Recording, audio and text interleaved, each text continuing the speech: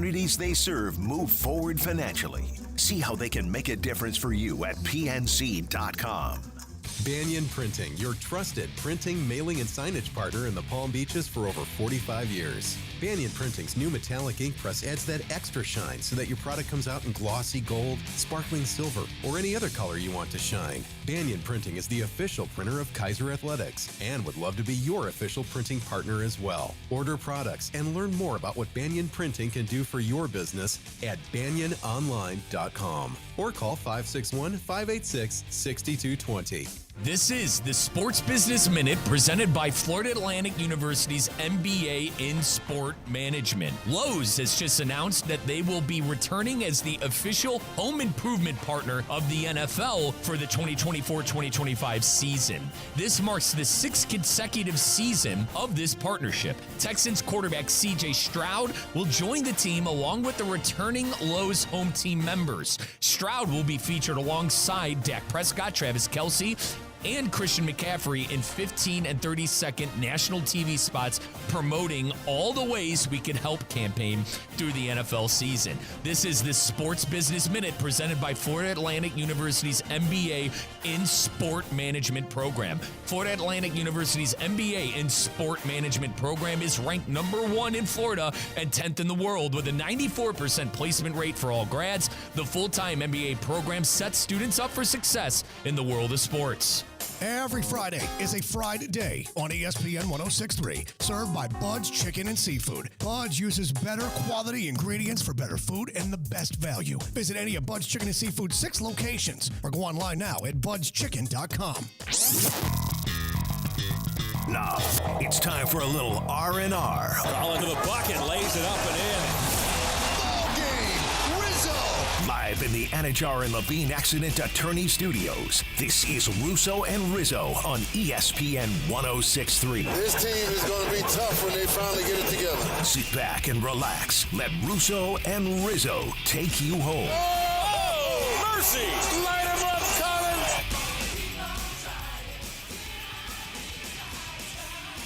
Are the Jets back?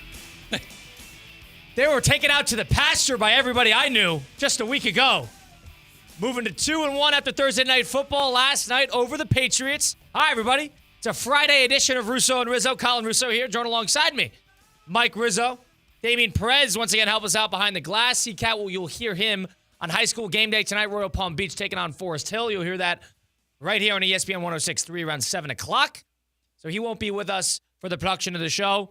Mike, it's weekend time. Football is upon us. Can't wait, partner. How you feeling? I'm pumped, man. For me, it starts tonight. I'll be on the sidelines for a high school game in the area. I got Pahokee and Palm Beach Gardens. And then, Kyle, tomorrow, I'm on the call for Kaiser. Yeah, you got a packed weekend. Yeah, I got a packed weekend. Got a call with Kaiser. Got my Buckeyes playing at noon as well. And then, obviously, NFL, my Brownies. But it all started last night with a big game. The New York Jets 24-3 over the Patriots. God, brother, I wanted to take that 6.5.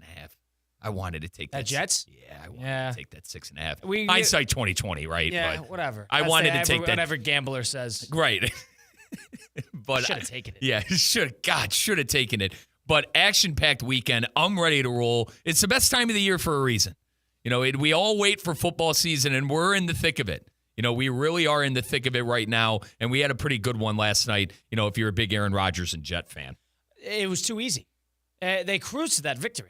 And I think that Rodgers and, more importantly, the Jets showed some guts in regard to the fact that it reinforces the point. Every week the NFL continues on, I think the stronger and stronger, barring health, the stronger and stronger the Jets are going to be. They're only as good as Rodgers will take them. And if Rodgers is healthy, if that Achilles is intact, and if he is playing with confidence,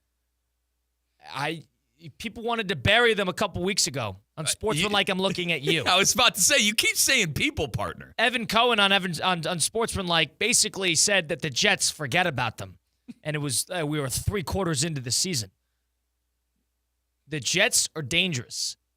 Anything with Rodgers playing confident is dangerous. They cruised to that win yesterday. And we said yesterday we wanted to see a complete game from this Jets team. And I thought we saw that. You held New England, what has been New England's MO the first 2 weeks of the season? Running the football. Yeah, muddy it up. Muck the game up, muddy it up, and get some yards on the ground. 78 yards and 58 attempts. That's really good by that New York Jet defense. And they held Jacoby Brissett to under 100 yards passing. And I know Jacoby has done a good enough job in the first 2 weeks. We could sit here and argue, the Patriots should have been 2-0 heading into this game. They lost to Seattle at home.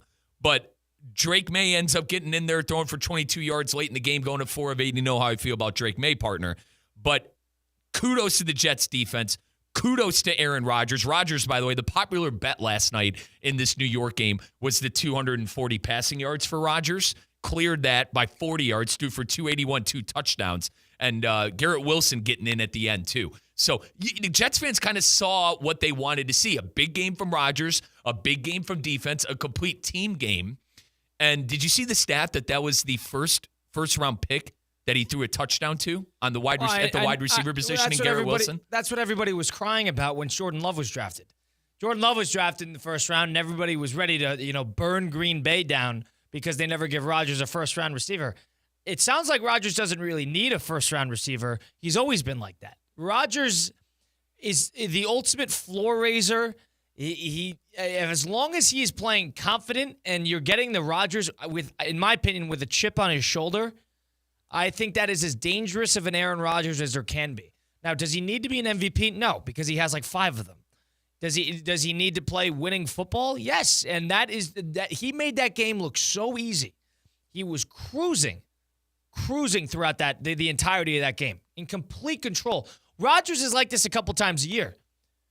Ultimate control, hand on the steering wheel, and everybody else just along for the ride. When he's in total control like that, and I know it's the Patriots, and there was not a lick of energy in that stadium last night. When Rodgers is playing like that, and bad team or not, they're going to be a dangerous out. Now, they don't have a ton of talent at the receiver position outside of, Wilson's been game planned and Lazard. You're not a fan of Mikey Williams, Alan Lazard? A couple Mike Williams. I'd be surprised if Mike Williams suited up for 6 games. Fair point. The idea, I don't know how the talent is going to stack up once the season really rolls along, but Rodgers raises the floor like no other, and we all know how high his ceiling is. He can catapult that team into playoff contention. I'm not getting too early. I know they just beat the Patriots, but they will continue to get better week after week after week, and it's going to be something to watch. He elevates everyone around him. He always has. That's the number one thing I could say about Aaron Rodgers. He has always elevated his receivers, his tight ends, whoever it may be in Green Bay, now in New York. I had questions going into the year if he could get back to MVP form. This was the closest I think I could argue, Kyle. Even his final year in Green Bay, this could have been his most complete game he's played in 3 years. Obviously, he didn't play last year, right? And then the year before in Green Bay, I necessarily didn't like what I saw from him that entire season.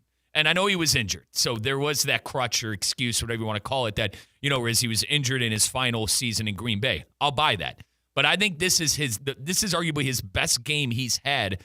I guess 3 years is a bit much. About 2 years and a couple of months, because we're just fresh into this season. And something that Rodgers probably appreciates is the Jets got 2 pretty good running backs. They got Breece Hall. We all know how capable he is. But they also got Braylon Allen. And, this is the classic Wisconsin back coming out of nowhere. He's 20 years old. 4th-round pick. Yeah, and listen, it doesn't sound like I like anything, but I was never the biggest fan of Braylon Allen when I was at Wisconsin. I thought he was soft, and listen. Hang on, Kyle. What did you like about Wisconsin? Is there anything you liked about Wisconsin? Great people. When it's the summer, it's nice. Good college town. I like the lake. What about the basketball and the football? I cannot wait for Greg Gard to be fired. So that's what I think about the basketball. And my fickle take, you have half an hour? We need to make a short on that. You've done your fickle rant before, and we need to work I don't need to talk about. We'll talk about Wisconsin basketball when Wisconsin basketball gets there. Braylon Allen, to me, I've heard stories, me over we. That was what the Braylon Allen I heard of in Wisconsin. But granted, Wisconsin was a nightmare. put him in a situation where, he's the youngest guy in the locker room by a steady mile. It's hard to have an ego in that type of locker. And Rodgers has the biggest ego there. So there's no way you could act bigger than the game itself when you got somebody like Rodgers in the locker room. Maybe that's exactly what he needs. And a staple running game, it wasn't the cleanest thing, but it was 33 attempts total for 133 yards and a touchdown. Rodgers of all people, will take that any day of the week. Mm-hmm. Nearly 150 yards. He take it and say thank you. That is what Aaron Rodgers will do. And they have a lot of injuries, so I give the Jets credit. They got 2 running backs that they're going to be steadily in the mix, and you're going to see a mix of the Garrett Wilson, Lazard, Williams, Tyler Conklin. That's going to be your show. But the horse in the race, the horse that carries the chariot, is Aaron Rodgers. It is. A lot of people I heard today, too, are chalking it up to New England being a bad team. Now, I thought going into the year, the bottom 2 teams, with all due respect to the Panthers, are kind of in their own realm of stink, okay? I kind of thought outside of the Panthers, the bottom 2 teams were going to be New England and Tennessee. And New England has played themselves out of that. They have, and I think the point I'm trying to make here, too, I think you saw on display last night that they're missing a number 1 wide receiver, or Colin, for that point, any kind of target in the passing game. Demario Douglas led them in receptions last night. Austin Hooper was next, and I understand they only had 80-some yards passing. 69 of those yards came from Demario Douglas. But I question the skill weapons for New England heading into the year. They got pretty decent enough running backs. But I don't care that another layer I'm trying to unravel here. I don't care that it was a bad team that the Jets beat up on. This team needed this. I think you and I could both agree. This team needed a win like this, a complete game, a good game from Rodgers, and to give that Salah some breathing room. I'm not a Salah guy. I think he's probably going to be fired more often than not at the end of this year or maybe going into the next. But that coaching staff needed this. Nathaniel Hackett needed this. The offensive coordinator, Rodgers, needed this. And I think the fan base needed it, Colin. Only 2 sacks all night on Aaron Rodgers. That's going to be a crucial component to if the Jets can actually succeed, is if you keep Rodgers on his feet. And the Jets were able to get home despite all of the 7 times. Injuries. Yeah, I believe 7 times they sacked in the combined Jacoby Brissett and Drake May. They stopped the run. They stopped the pass. They get after the quarterback. This is a lot of what people expected from the Jet defense. Has a ton of talent. And they didn't even have a couple of key players, with Mosley was out and Reed was out. So as for the Jets, I think, you're hit the nail right in the head. They needed this. And now you could only go so far in the conclusions you could take from a game against the Patriots. Right. But this was sort of the beatdown that the Patriots laid out on the Jets for a number of years with Brady there. This got to feel pretty good if you're a Jet fan. It's got to feel pretty freaking good. Think about this. For 20-something years, Brady, and I know the past couple of years haven't been good with the Patriots, but the Jets haven't been good either. The Brady beat down on the Jets every chance he got. It felt probably pretty good for a Hall of Fame quarterback to come in and just walk all over the New England Patriots. And easy win. We had our caller yesterday, Cologne, who's a big Jet fan. He said, Colin, Riz, we had, the Patriots beat up on us for so many years. We need this game tonight. We need to reciprocate that punishment. And that is certainly what happened last night. I mean, sacking a quarterback 7 times in the NFL is damn near unheard of. 7 times. No wonder Brissett threw for 98 yards and Drake May ended up playing in this game. Good news for the Jets, too. And we've touched on this a little bit. But good news for the Jets, too, is that Miami is probably going to be bowing out a little bit, pending on what happens to Tua. They took care of New England. You're setting your sights on the division. I wasn't sold on the Jets in the division because I thought the Dolphins and Bills were clear, and I still think a healthy Miami is probably a better regular season team. But now the Jets have to be set on beating the Buffalo Bills, taking care of business in the division, and winning that division for the first time in God only knows how long. And I apologize to our listeners out there, Kyle. I can't remember the last time the Jets won this division. The Buffalo has owned this division for what seems like a decade almost. But that's what you got to set your sights on if you're Salah, if you're Rodgers, is winning the division and getting a home playoff game. That's Mike Rizzo, Colin Russo here. Russo and Rizzo live here, ESPN 106.3. 888-760-3776. Your initial reaction to the Jets steamrolling, essentially, the Patriots Let us know. We want to hear from you. 888-760-3776. There's a poll question up at ESPN West Palm on X.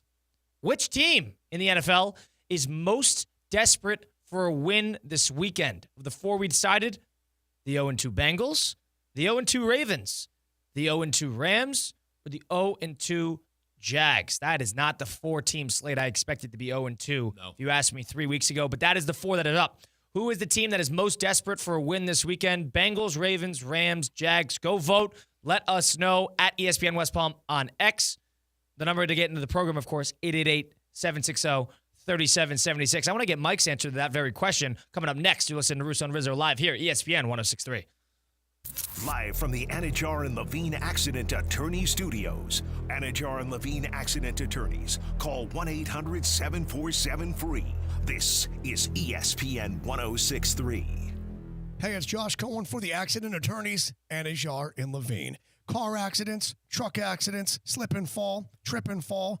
Did you get injured on the job? Workers' comp problems? My friends Mark Anajar and Glenn Levine, they will fight for you. Remember, they do not get paid unless you get paid, and they will fight to get you the maximum compensation you know you deserve. Here's what you do. You just call. Call Anajar and Levine for your absolutely free consultation. Do not settle for just any attorneys. Demand Anajar and Levine, and demand the Anajar and Levine difference. It takes just one phone call to begin to take back control of your life. So do that. Take back control of your life. Call 1-800-747-FREE. That's 1-800-747-FREE. 1-800-747-3733. Anajar and Levine, Accident Attorneys. Take back control of your life. Kaiser University's flagship campus, the 100-acre residential campus at 2600 North Military Trail in West Palm Beach, extends Kaiser University's educational offerings to over 100 degrees in the heart of South Florida. Kaiser University also has an athletic program with 20 national championships, including the 2024 Women's Swimming and Diving Championship and 2023 football, lacrosse, and men's swimming and diving titles. Visit KUSeahawks.com for the latest. It's your boy JC. The Carolina Panthers just got caught not telling the whole truth about Bryce Young and his future as well. Could he wind up in Miami maybe? Find out. Questionable Call. Brand new episode up now on YouTube. Questionable Call with Josh Cohen on YouTube. New episodes every Monday, Wednesday, Friday. Subscribe now. Has someone in your family lost a job recently and now you can't afford your mortgage payment? Or do you have a rental property and your tenants aren't paying you? We can come to the rescue and pay you cash for your home immediately. Yes, sell your home and get cash all over the phone without dealing with real estate agents or having to waste time showing your home to lukewarm buyers. You don't need to lose your house to foreclosure. If you have equity in your home, we'll buy your home and give you cash within days, all in a simple over-the-phone and virtual process. Call now before your situation gets worse. Sell a home you can't afford or just need anymore and get the cash you need today. Call this number now. Call 800-527-4903. That's 800-527-4903. 800-527-4903. Again, 800-527-4903. Paid for by Airtime Media. Every Friday is a Friday day on ESPN 106.3, served by Bud's Chicken and Seafood. Bud's uses better quality ingredients for better food and the best value. Visit any of Bud's Chicken and Seafood's 6 locations or go online now at budschicken.com.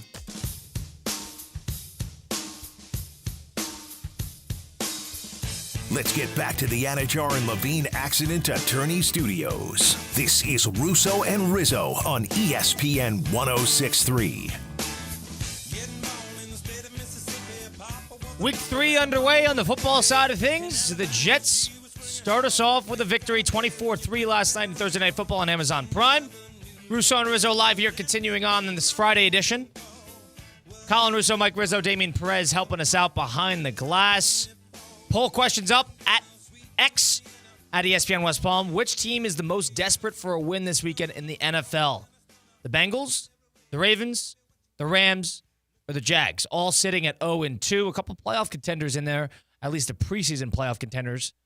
Bengals, Ravens, Rams, Jags, Mike, what say you? Ravens. It's got to be Baltimore. No one expected them to be 0-2. 0-1, sure. On the road at Kansas City. I know a lot of people were high on Baltimore in that game. Kansas City dropped the first game of the regular season on Thursday night last year against the Lions, but I think everyone was okay with them being 0-1 after that game. There is no excuse to be 0-2 and losing to the Raiders on your home turf. And to have a lead in that game too, Colin. I think they got a bitter taste in their mouth. You heard John Harbaugh talk after the game saying, we're not going to listen to everyone. We're not going to listen to the outside noise that's going to tell us we're done and we stink. Lamar Jackson said they got to find their mojo back, and they do. They do have to find their mojo. I personally love seeing the stink that the Raptors have been this year, but they are better than this. The Ravens are better than this. They're better than 0-2. They got a good quarterback, damn near great quarterback, Hall of Fame quarterback in Lamar Jackson. I'm high on their defense. They have one of the best head coaches in the NFL. The problem is they play Dallas. Talk about another team. I know they're not 0-2, Colin. But I could argue Dallas needs to figure something out after getting spanked by New Orleans on their home field. It's the Ravens for me on our question, and I think the game of the week is Baltimore at Jerry World in Dallas coming up this weekend. Give me the Ravens, Colin. No excuse for them to be 0-2 at this point. So the reason you mentioned about Dallas is the reason I'm not going to go Ravens here is because Dallas, like you said, needs this game as well. It's a tough game on the road. I mean, I thought AT&T Stadium was a tough place to play. Maybe the Saints showed me that it's not. But nonetheless, I think that because the Cowboys, it's a tough game, and it's a road game. Because of that, it's sort of like two matching desperations here, despite Dallas already having a win. And you're gonna go with the home team in that matter. Yeah, I mean, it's not an easy place to play. Cincinnati, I think, has the Commanders this week. Listen, the Commanders are our guys, but that is a must-win game for Cincinnati. They played really, really well against Kansas City, probably should have won the game, and they dropped that game against the Patriots week 1. All right, now you got 2 of the first 3 games against mediocre to poor opponents. You can't go 0-3. It's a little different with the Ravens because they're playing 2 of the 3 are really good teams. Playing 1 of the 3 really good teams, if you're the Cincinnati Bengals and going 0-3, it's a really bad look. It's ultimately a hole you can't crawl out of. And for that, Commanders, Bengals, that's on Monday Night Football. I think that's a must-win. What do you make of the Bengals, as I call it, not cleaning up their house in a sense of leaving the Jamar Chase thing kind of how it was, not signing T. Higgins long-term? I think that kind of stuff hurt them in training camp, and I think it's hurt them on this 0-2 start. Yeah. I think it's hurt them. It's too much. I agree. There's too much storyline. The Burrow wrist injury, it's too. It's negative. It's all negative. And it's probably a distraction. But ultimately, the Cincinnati for every year, I'm a little over it, to be honest with you. But they start slow for whatever reason. They do. I'm a little over it, but that's what they do. So trust the process here. You need to go 1-2. And I need to see a big game from Jamar Chase. I need to see him get back to, Kyle, he wants to be arguably the top and highest paid wide receiver in the NFL. Go prove it, no? I mean, I understand that he wasn't on the field for a lot of the snaps. He wasn't, I guess you could say he was on a snap count because he missed preseason and missed training camp technically with the contract. But you need to go out there and prove that you are JJ level. And I know he already has, man. Like, I know Jamar Chase is one of the top. This isn't me questioning his talent. It's more or less me saying, if I'm Chase, I got a burning fire under my you-know-what to try to put up the best game I can and the best numbers I can. And I personally didn't like him screaming at the referees and costing his team 15 yards in a big game on the road against the Super Bowl champions. Yeah, he's tough to take. He's a bit of a diva, like every other wide receiver that's ever lived. Good slate of games this weekend in the NFL. Of course, the aforementioned Ravens-Cowboys game in Dallas. Eagles at Saints. Texans at Vikings. The night game on Sunday will be the Chiefs at the Falcons. Niners at Rams. Lions-Cardinals, even an interesting game. A good slate of games. Mike already said his game of the weekend was that Raven game. That game's going to be a really, really good game. But the game I'm most intrigued with in a lot of ways, I'm stuck between 2. Eagles at Saints and Texans at Vikings. I think it's a big measuring stick game if you're Minnesota. And they got that big game out of the way, shake off the jitters and get your revenge game against San Francisco, a banged-up San Francisco, and you got that out of the way at home. Now you're playing a team that, for the most part, I know without Joe Mixon, but for the most part is pretty healthy in the Texans. You're at home again. Texans travel fairly well. It's a dome game, and Stroud's a tough guy to face. That's an interesting measuring point game, 1 o'clock on Sunday on CBS. And the Saints, on the other hand, I wouldn't call this a measuring stick because I'm bought in on them, but how the Eagles can hold up to this, a lot of concerns about that pass defense against Atlanta on Monday Night Football in Philadelphia. Yep. Let's just put it that way. And if Derek Carr, of all people, is going to come out and play action every 5 seconds, and Rashid Shaheed is going to have 300 yards receiving, then the Eagles got a lot of problems. Mm-hmm. That's an interesting game. 2 good measuring stick games. We know that the Ravens and the Cowboys are in the thick of it and really good, but I'm more curious on how our 2-0 teams are going to hold up. Can I give you another one? Go ahead. Niners at the Rams. Rams 0-2. Niners got a bad taste in their mouth. Up. There's both teams so banged up. That's a practice squad game, right? That's unbelievable. At the same time, week 3, Niners 1-1 got a bad taste in their mouth after getting smoked by Sam Darnold in Minnesota. And the Rams, Colin, we took them as our lock. Even worse. We took them as our lock in our punchline picks. 2 great coaches after a loss. There's some intrigue there. Right. And remember, wasn't the last time these teams played, McVay kicked like a meaningless field goal at the end of the game? Yeah, and everyone's like, they definitely had a bet against each other. Like, because obviously they know each other from their times with Kyle's father, Mike. Yes. That's an intriguing game. And the problem is there's nobody playing. It's a reflection of how many injuries are really happening in the NFL, but there's nobody playing in that game. Niners are missing every single player on offense that's not named Brock Purdy. And the Rams, I think they just picked up a couple guys off the sidewalk to suit up this weekend. And knowing McVay, they'll probably have a huge impact on the game. Yeah. I'll never forget when we're Baker Bros. We're Baker Bros. Remember when he Baker figures it out? Nobody figures it out. Remember when Baker won that Thursday night game? Or I always think of that. Even Shanahan does the same thing with that Nick Mullins game on Thursday Night Football against the Raiders. Yep. He does that as well. Nobody does more with less, despite how much talent both teams have, than those two, Kyle Shanahan and Sean McVay. Can I reach for one more game? Dolphins in Seattle. Dolphins, Skylar Thompson, no Tua. The Seahawks. Who expected the Seahawks to be 2-0? Oh, God. Obviously Seattle's played cakewalks, Denver and New England. I think that game has a very good chance to be really, really ugly. And guess what? Seattle has a chance to be 3-0, though, man. And where they're in a division, in a division where the Rams are already 0-2 with a good chance of going 0-3. Oh, God. Geno Smith versus Skylar Thompson. You're not chomping at the bait to watch that one? Chomping that bait? I'm not lining up. I'm not setting an alarm for that one. Let's just put it that way. I mean, geez. That game, that game is rough. If I'm Mike McDaniel, I'm calling bubble screens. I'm calling RPOs all game. Skylar Thompson's not allowed to throw the ball past 5 yards. And just get it to Tyreek Hill in the flat. And Seattle's got a good defensive coach as their head coach now, and McDonald from the Ravens, from the defensive coordinator from last year, and Mike McDonald or Mark or something like that. But I think that is an intriguing because he's going to try to swarm them. Mm-hmm. But oh God, talk about. A not appetizing game. You're not buying 3-0 Seattle if they're because walking away? That game's going to be 13-11 with 3 safeties. That game could get really choppy. Dolphins are going to hand the ball off a lot to A-Chain as well. I know Mostert's still dealing with something, but A-Chain's going to get a solid dose of the ball. And he's not an every down back. A-Chain? He's going to have to be. He's going to have to be. He's going to have to get 25 carries. He can't handle that. He was the bell cow at A&M. Yeah. Big difference between the NFL and College Station, right? Yeah, there's a lot of bell cows. Yeah, Benny Snell was a bell cow at Kentucky. Where did that name come from? How did he turn out? Benny Snell. Where do you come up with this stuff? How did he turn out? Benny Snell. Monty Ball was a bell cow, Colin. He sure was. Melvin Gordon was Wisconsin. Any guy other than Jonathan Taylor. Braylon Allen, I thought he was a bell cow. You didn't know what Braylon you were going to get. That's what I'll say in regard to that. I don't want to hate on Braylon and rain on his parade. He's a 20-year-old. Granted, I'm older than him by 2 years.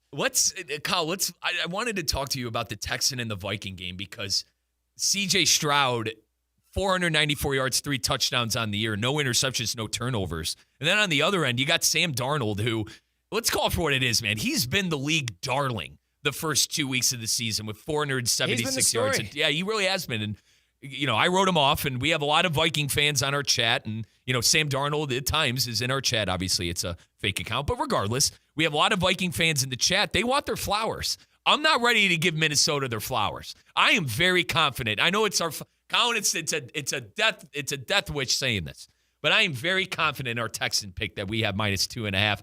Win easy. I think the Texans are going to be very, very set up in this game. I think Minnesota heard all week how good they are. And maybe I'm denying the coach, or rather not buying how good of a coach Kevin O'Connell. And Flores, no, not on him. It's not that I'm not a Flores guy. I just think that they've overachieved. They've overachieved, and I think everyone told them how good they are. And I think they're actually going to be facing a really, really good team in the Texans this time around. Well, they played a good team last week. And look what the Texans did last week against the Bears. And I'm a Bears stan, working in Peoria for 3 years. I actually like the Bears. But I think that Bear defense is legit. And I know the Niners defense is legit too, but we mentioned the injuries there. I think that whole thing comes to a screeching halt on Sunday. That's the best way I could put it. So you don't think this team is capable of winning, what, 7, 8 games? I still think they're the third best team in the division. Okay. Damn near fourth. Actually, I apologize, Colin. I forgot we had Detroit in the division, too. You think you would take Chicago over Minnesota right now? I would. Based on your anticipation of their development? Yeah, and teams start out hot, all right? That's true. Teams start out, I think Dolphins start out hot every year. The Buccaneers a couple years ago with Fitzpatrick always comes to mind when he was wearing the vest and then they fell apart. And the sunglasses. It always happens. I think that Chicago's defense is going to be able to carry them throughout the year. And I don't mean to sound like a Jet fan that goes, if you get anything good from Rodgers, but if you do get anything good, anything remotely good from Caleb Williams, I think they're well on their way to winning 10 games, especially with their schedule, Kyle. At this point, anything remotely good from Caleb Williams might be a stretch. But are we? You're done. I'm not. You're right all now. done. It's been 2 games. You're done. Give the guy some breathing. He's room. done. Give the guy. He needs to figure out that it's not college. And when he does, he's got to take it baby steps from there. We had Mike T on yesterday, Mike Tannenbaum, and he brought up a good point. I thought Mike T was great yesterday. He brought up a good point. Caleb has a crutch. The best way I could describe it, and what Mike T was trying to say, he's got a crutch of scrambling out of the pocket early and getting defenders on him and try to improvise. You're not playing in the Pac-12. You got Daniel Hunter, and last week it was Daniel Hunter for the Texans. This week it's going to be whoever Indianapolis has up on their front seven, but he's got to stop doing that stuff. Agreed? Sure. And if he does it, get rid of the football quick and don't throw it into triple coverage. Yeah. Remember that interception? A couple of these. He was throwing it all over the field. It's like he wasn't even looking. And he's just, DJ Moore has got to be somewhere in the vicinity. DJ Moore? Oh, he was visibly, I know we talked about it Monday, but visibly frustrated, DJ Moore. The Bears got to show me something. And I'm fairly high on them as well. They get a good roster. But offensively, things are going to need to start clicking. And as for the Vikings, I am... Where are you at with them? I'm okay with it. Weirdly enough... You like O'Connell, though. I'm an O'Connell guy for some reason. He's that Shanahan tree. I mean, not Shanahan, McVay tree. And I'm going to root for Darnold. I've always liked Darnold since he was at USC. Dealt a couple bad hands. He was in that death trap they call the Carolina Panthers. Can I butt into the Carolina Panthers? I don't know if you're a Texas Hold'em player. They're a 7-2 offsuit. Worst hand in poker. Okay. They're a 7-2 offsuit. They're a mess. Yeah. And he crawled out of that. And Sam Darnold now has a little bit. He's the team behind his back. A little momentum. They got some talent all over the field, and they don't need to be perfect every week. But if they make Purdy go to Brian Flores after the game, and I know Purdy's not Brady, but him going to Flores after the game and saying your scheme, I've never seen anything like it. That's, to me, is a pretty glaring compliment that should be taken relatively seriously. It means that things are clicking defensively in Minnesota. Whether they're going to be an 8-win team, a 6-win team, or a 10-win team remains to be seen. But to be scratching and clawing for that second or third spot in that division, I think, is very much in the cards. So based on what I've seen so far for the Vikings, maybe they lose the next 6 games. But for right now, beating San Francisco, I don't care how many guys they got hurt, that, to me, warrants at least the benefit of the doubt. We got Sam Darnold in the YouTube chat. He says, Riz, you're talking crap on the Vikings. Never met a bigger fraud in my life, and he called me a 7-2 offsuit and a 16 in blackjack. Wow. Yeah. So, Sam Darnold not happy with fellow co-host Mike Rizzo here. He called you a 16? Yeah. Now, you know, it sounds like you didn't know Texas Hold'em. I understand that it's not the same suits, and it's a 7-2, so you can't get a straight. You can't get a, There you go. All right, you understand it. And it's 16 in blackjack, please. I'd get up. After I have a rule. After my third 16 in blackjack, I usually get up from the table. You got to realize. You go to a different table? Or yeah. You get up. You just go into a different table, though. Yeah, I mean, you test your luck with a new dealer. You can't be getting 16s all night. You're going to be ripping your hair out. What's your philosophy with that? My philosophy with gambling? Yeah. Well, my Uncle Jay, he has he had this rule sheet when we went to Vegas. He's a rule sheet? Yeah, it a gives printout. It gives you the best odds. It gives you the best odds against the dealer. And I studied that. I memorized it before my trip. No, it's not. It's not counting cards. It's like, Colin, if a dealer's showing 3, okay, and you got like a 12 or higher, you hold with the 12 because you're banking on the dealer to bust. Because if the dealer has a 3 call, you got to realize he's going to be turning cards. And if he's turning cards, you're probably going to get a break card if you continue to turn cards. So rules like that. I won $2,500 the last time I was in Vegas on blackjack. And I was playing $10 tables. That's a lot of wins. Yeah, big time. Do you double up? Big time. Yeah. You know, you feel lucky. You win 10, you get 20. All of a sudden, you bet 20, you win 40, and then you bet 20 again. But our rule, my uncle and I's rule was you only do the minimum at the table. But you know me, being who I am, I was feeling kind of lucky. And I hit big a couple of times. You ever lose big? No, God, no. God, no. I'm not that kind of gambler. I am the gambler who takes like $200 out of the bank, and once that's gone, you're done. You're done. You draw the line. You walk away. You draw the line. You walk away. Mike Rizzo, an honorable gambler. It's Russo and Rizzo live here, ESPN 106.3, presented by our pals over at the Boca Raton Bowl. The annual Boca Raton Bowl's ABC Supply Great Chefs Tailgate Showcase, presented by the Boca Raton Innovation Campus and CP Group, heats up on Tuesday, October 15th from 6 to 8:30 p.m. Join ESPN West Palm's Theo Dorsey at Brick in Boca Raton as dozens of local chefs, breweries, and cocktail masters serve their favorite tailgate classics. Tickets are on sale now, includes all food samplings, entertainment, beer, wine, cocktails, and soft drinks. Visit spiritofgivingnetwork.org/events to purchase your tickets today. That's a little bit into the NFL slate. What's going on in college? Couple ranked matchups this weekend. We got a couple picks on Punchline we might circle back around to, including Hawaii. Hawaii taking on Northern Iowa. Midnight kickoff. And you're going to be sleeping. You had us pick this game, and you're going to be... That's how confident I am. We'll talk about the NCAA slate, what we expect, who's on Fraud Watch coming up next. It's Russo and Rizzo live here, ESPN 106.3.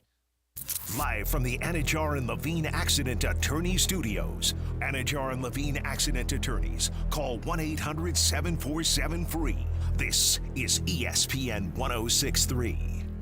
Gentlemen, good news, bad news. Let's do bad news first. Get that out of the way. Bad news. The supplements you see on TV with the free trial, your testosterone's going to replace it. They don't work. If they did, the multi-billion-dollar industry of testosterone replacement wouldn't have to exist. But thank God it does. And thank God for Andrologics West Palm Beach, treating and beating low T for over 20 years, improving the lives of thousands of men just like me, just like you. This is science, not promise. I'm talking about improved performance from the boardroom to the bedroom. Your body chemistry is as unique as your fingerprint. There's no one-size-fits-all solution that works for everybody. The best part is their doctors custom-designed testosterone replacement for you, and it's shipped right to your door. Everything to look, feel, perform better, like your mid-late 20s on. Gentlemen, get it back. It's never too late. If you start now, you'll be grateful. Don't wait any longer. Go online to andrologics.com. That's ANDROLOGIX.com. Again, ANDROLOGIX.com. Andrologics West Palm Beach, because experience matters.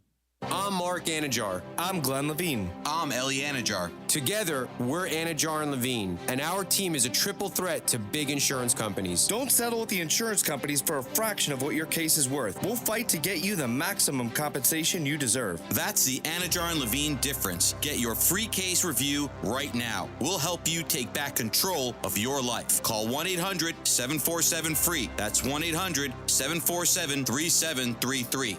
In office, West Palm Beach. Banyan Printing, your trusted printing, mailing, and signage partner in the Palm Beaches for over 45 years. Banyan Printing's new metallic ink press adds that extra shine so that your product comes out in glossy gold, sparkling silver, or any other color you want to shine. Banyan Printing is the official printer of Kaiser Athletics and would love to be your official printing partner as well. Order products and learn more about what Banyan Printing can do for your business at banyanonline.com or call 561-586-6220.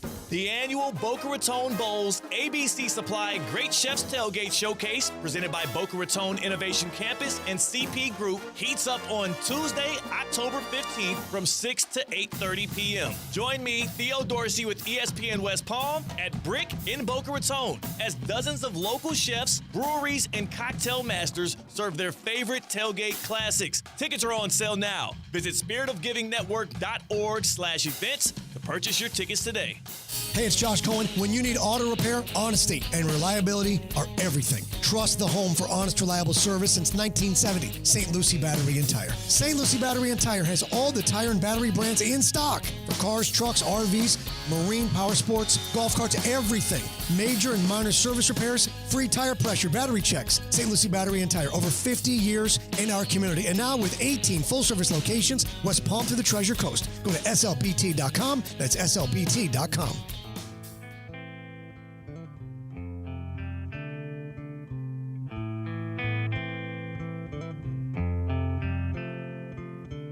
Let's get back to the Anajar and Levine Accident Attorney Studios. This is Russo and Rizzo on ESPN 106.3. Rolling on here on a Friday, kicking you off into the weekend. It's Russo and Rizzo. ESPN 106.3. Colin Russo, Mike Rizzo. Damian Perez behind the glass. Screwed up the Twitter poll. It's not. Wait, what? So apparently it brought to my attention that I put the Falcons instead of the Ravens on the poll saying who is most desperate to win this weekend. We got our birds mixed up. There's nothing I could do about it, so you're going to have to deal with it. Damien, we got our birds mixed up. I would say it's close enough. There's nothing I can do about it. So there's some things you have to live with. Let's add that to the list. I mean, that is what I'll tell you what. My pick was the Ravens. That's who I was looking for. Oh, so you were looking for the Ravens and you couldn't find it? I was. That's how I noticed. Yeah, and I think the Ravens is the correct end. No one expected them to be 0-2. You didn't, Damien, as our producer of this program, you did not proofread before you wanted to vote? Oh, flipping it on me now. Hang on. Colin posted it, so he didn't proofread either. So don't feel too bad. Hold on a second. Any author of any book has the editor read through it hang thoroughly. on. Why can't we have premium? Why can't we just edit the tweet? I think there's a time limit. It's a poll. 60. It is a 60. You're right. It's a 60. So, hey, listen, any author, he doesn't just like write the words and it gets hit shelves. The editor. No. You know what? I'm okay taking the hit. You'll take it? I'll take it. That's fine with me. For the sake of the show, I'll take it. Colin, we now have Kevin O'Connell in the YouTube chat. Head coach Kevin O'Connell, the Minnesota Vikings. What do you say? He says Rizzo is a fraud, talking crazy about the Vikings. Sorry, our quarterback isn't a felon. And then he said, Riz, look alive, dog. You're getting exposed. Wow. What's your response? These guys are coming after you. Listen, I just think the Texans are a better team than the Vikings. And you said, hold on. You didn't say that. You said the Vikings are essentially on fraud watch. They are. Just we're 2 games in. Losing to the Texans is not fraud watch. But what I'm saying is we're 2 games in. Like, let's talk at the end of the year. Let's see where you're at in one of the toughest divisions in football. You got the Lions. You got the Packers. You got the Bears. What happens when you start playing division teams? That's all I'm saying. I understand everyone wants their flowers in Minnesota because they beat the 49ers. And they're my Super Bowl champ, the 49ers. So I understand it, and I understand why I'm taking heat. It's kind of a crap take right now. But I'm not buying into Minnesota. I didn't buy into them when they were 13-3. And who did they lose to? Danny Dimes, Daniel Jones. The guy who's going to get his ass ran out of New York? Come on, man. I'm not falling. I know you guys aren't Star Wars people, but Admiral Akbar says, it's a trap. And that's exactly what the Vikings are right now. A trap. Russo and Rizzo, ESPN 106.3. College football. Couple top 25 matchups this weekend, including tonight on Fox, 8 p.m. kickoff. Nebraska, I feel like they're at home every week. Nebraska at home. They're taking on number 24 ranked Illinois. Nebraska sitting at 22. This is another measuring stick game for Nebraska.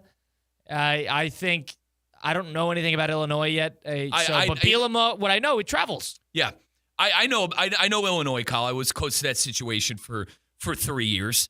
A lot of people were saying if Bielema didn't have a good year this year, his seat would have gotten a little hot at Illinois. So I like to see, Bielema and Illinois have some success. Because if you're Illinois, Colin, realistically, you're Illinois. You're already not. You're a Big Ten program, but you're not a big-time Big Ten program. Who are you going to get if you get rid of Bielema? So I'm happy to see Bielema get some success. I'm happy to see Illinois hopefully not have to go through another 3 or 4 year rebuild, a la the nightmare that was Lovie Smith. They got a good defense. Bielema teams love to run the football. And I'm seeing something from quarterback Luke Altmaier. Altmaier was a transfer from Ole Miss 2 years ago. And he's finally starting to turn into his own in that offensive system. This is going to be a tough game. I like the under. I think it's like 40-something points to over-under in this 42 game. 42.5. I like the under in this game. I think Illinois is going to be able to muck some things up defensively. They got a solid secondary. They lost a lot on the defensive line. It's a tough place to play. It is. But at the same time, what are we going to get from Raiola? If you get 275 and 2 touchdowns, 3 touchdowns from Raiola, they're going to win the game. They're going to win the game. They have the better quarterback. If you're Illinois, you have to slow down Raiola. I think they're going to be able to do it, but I think they fall short. Matt Rule in year 2 and year 3 at programs. He's the ultimate turnaround. Yeah, he really is.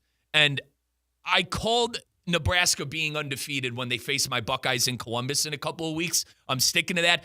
But I think Illinois fights tonight, and I like the under. If you want to count Colorado as a tough matchup, I have a bridge to sell you. It wasn't. Ultimately, UTEP, Northern Iowa, who's going to, screw the pooch here in Honolulu this coming Sunday morning, and they played Colorado. So Nebraska hasn't really been tested yet, and they've been home the whole way. So Nebraska, from my standpoint, it's going to be interesting to see. This is a measuring stick game. And those are the most intriguing of the weekend. Where does Nebraska actually stand? I think the college football landscape would like Nebraska to be pretty good. They're going to have that phony sellout streak. They're probably going to put that on 1,100 times on the broadcast. When they say that they, a couple hundred games in a row, right, they've been sold out. When I tell you one thing, that is not the case. They have 100,000 people there. They are not, the past couple of years, they are not selling out every game. It's the same thing with their basketball arena, too. Do they do the same thing? Oh, my God. You know how many times Illinois fans told me, Riz, man, they packed that arena in Nebraska. I never bought it. Oh, God. I never bought it. Let's not act like Nebraska's the State Farm Center in Champaign, a la the best place for a Big Ten basketball game. Lincoln's got 3 things. They got that stadium, they got the basketball arena, and they got like a couple hundred CVSs. That is Lincoln, Nebraska for you. They filled up that volleyball game. And I feel like I think they played that in the basketball arena. No, it was at the football arena. They filled at the they filled. Oh, that's right. I remember that game. They filled up like 108, 110 strong, and that was against Wisconsin. Yeah, and that's when everyone was started oh wow, Nebraska, and then I feel like that's where that conversation started. I can't get into that. There's nothing, and listen, this has. I have no problem with Nebraska. Would love to visit it one day. There's probably just not a lot to do. They don't have pro sports teams, You know what I mean, though? They don't have pro sports teams. This is their World Series. Every year is their football and basketball and volleyball. And in terms of Nebraska's schedule, it's not terribly hard. They have this Illinois game. They are at Ohio State, which is, of course, a tough game. Then they're at USC. The rest of the schedule is pretty manageable. Illinois this week, at Purdue, Rutgers at home, at Indiana, home UCLA, Wisconsin at home, and at Iowa. That's not an impossible schedule. I'll tell you what, man. And I know I did this 2 shows No ago. Oregon, no Michigan, no Penn State, no Washington. The back end of these conferences are unwatchable. The Purdue's, the Mississippi States. You're not a fan of Purdue. God, they're miserable in football. Anyway. Another game I'm interested in. For some reason, you were really high on this pick. Was Going with Tennessee and Oklahoma. Oklahoma is we didn't pick them, though. We didn't touch it. Yeah, but I wanted you were into it. You Yeah. like Oklahoma. They're +7 in My this God, game. they're +7.5. getting 7. And on Hard Rock Betcall, we saw 7.5 Is yesterday. this not going to be a welcome to the SEC moment for Oklahoma here? I don't think outside of Nico I, all right? Nico I is probably, and I love Jackson Arnold. And they have James Pierce Jr., too. Yeah, you know, Colin, I love the recruiting side of college football. I love my 5-star quarterbacks. I'm fascinated to see how well they play in college and whatever. I probably would give the edge to Nico I in this quarterback matchup against Jackson Arnold, but Arnold's no slouch. Like, you're on the road in Norman. Tough game. Brent Venables, defensive guy. Am I missing something here? Why do people think that, like, Tennessee's going to go on the road and just blow the doors off of Oklahoma? That's the thing. I can see that exactly happening. I don't know if Oklahoma can hang around amongst the upper echelon of that top 5-6 SEC ranking. So this is, again, finally that we're getting past the games where they're playing the neighborhood high school team, and they're actually playing teams within conference, unless they got one of those early matchups like the Michigan, Texas's, or God forbid, Alabama, Wisconsin. There's finally games where you could see what these teams actually are in terms of identity against relatively matched up talent. Instead of playing, Texas, El Paso, and, Eastern Mississippi. Can I throw one at Kent State? Like, instead of playing those teams, they're actually playing up again. And now you're going to see, this is all measuring. This is why week 4 is important in college football, because conference play really starts kicking off. Now you're going to see. Now you're going to see what's up. And it's going to finally get interesting instead of these blowouts. But with Tennessee, everybody's high on them. That Nico Iamaleava, however you say it. Nico I. He's got an arm, and he's a big guy. Mobile. He's 6'5". He's 6'6". He's a big man. Loved him coming out of high school. Was fascinated to see where he ended up. Can't believe it was Tennessee. But Colin, all right, 71 points against Kent State. But here's Oklahoma. Does nothing for me. 51-3 against Temple. Congratulations. And then 16-12. That was a FatJackSports.com pick, that under in that game. 16-12 at home against Houston. And then at home against Tulane, 34-19. And I know Tulane. Solid. Tulane is solid. Solid. But they're 1-2, but they clearly have shown guts in big games. Kansas State and Oklahoma were last two matchups for Tulane. Sure. You want to chalk that off to that. And then here's on the other side of things. And I know 69-3 Tennessee over Chattanooga. Is Terrell Owens playing receiver for Chattanooga? I mean, come on. Tennessee at NC State, 51-10, and then 71-0 against Kent State last week. I understand these teams are not good, but there's a level of beatdown that is a little unparalleled. Shame on NC State. People were picking them to be a sleeper in the ACC. I was, anybody can be a sleeper in the ACC. Brother, I love the McElroy podcast. He wasn't necessarily picking them to win the conference, but everyone was like, watch out for them, McElroy. It's like NC State. People are out of your mind, but 51-10, unspeakable. Ugly. Unspeakable. Ugly. Tennessee, so they got Oklahoma on the road. Finally, Oklahoma gets a taste of what Big Ten play really is about. Shifting back to the SEC, excuse me. Shifting to the Big Ten. USC at Michigan this weekend. Michigan stinks. They're going with Alex Orji now at the starting quarterback. USC seems to be pretty solid. It's a little hard to gauge them, but it sounds like it's a team that might travel pretty well. It's early in the year. The weather's not going to be terrible. I don't anticipate USC having much of a problem in this one. I think this is a big game for the Trojans, though. This is a big road test. I understand Michigan stinks offensively. They still got a good defense, and I know I'm a Wink Martindale hater, and I love seeing him struggle in Ann Arbor right now, but Wink's a good coach. And experienced. I need to see this Miller kid play in a hostile territory. Would you agree? The quarterback for USC. I want to see how he plays. Played well in that Vegas game against LSU. Neutral site, though. Neutral site. I want to see him go on the road at what people call the toughest place to play in college football. And USC is one of those intriguing teams in the Big Ten where they avoid Ohio State this year. They avoid a couple of the top dogs in the conference, and I think they believe they can make it to that game in Indianapolis at the end of the year. So I think in a sense of maybe winning the Big Ten and competing for the Big Ten, we could learn a lot from USC on this tough road matchup. And I want to see if that defense is legit, too. I know Michigan is inept offensively. They got rid of their defensive coordinator, Grinch. Where'd he go? Wisconsin. What? Don't get me started. I'm What? a Wisconsin alumni, so bear with me. God, what a mess of a program. Shifting, again, Big 12 now. Utah at Oklahoma State. Oh, I'm huge on the You're into Cowboys. this game. Yeah, I am. You're into this game. I am. If they blow this, I'm going to be upset with you. I think I understand that Cam Rising might play, but he's got a severed hand and whatever, and who knows what he's going to look like. I'm a big fan of Ollie Gordon, Oklahoma State running back. I'm a big fan of Alan Bowman, who seems like he's in his 8th year at Oklahoma State, and I like Mike Gundy. I am a Mike Gundy supporter.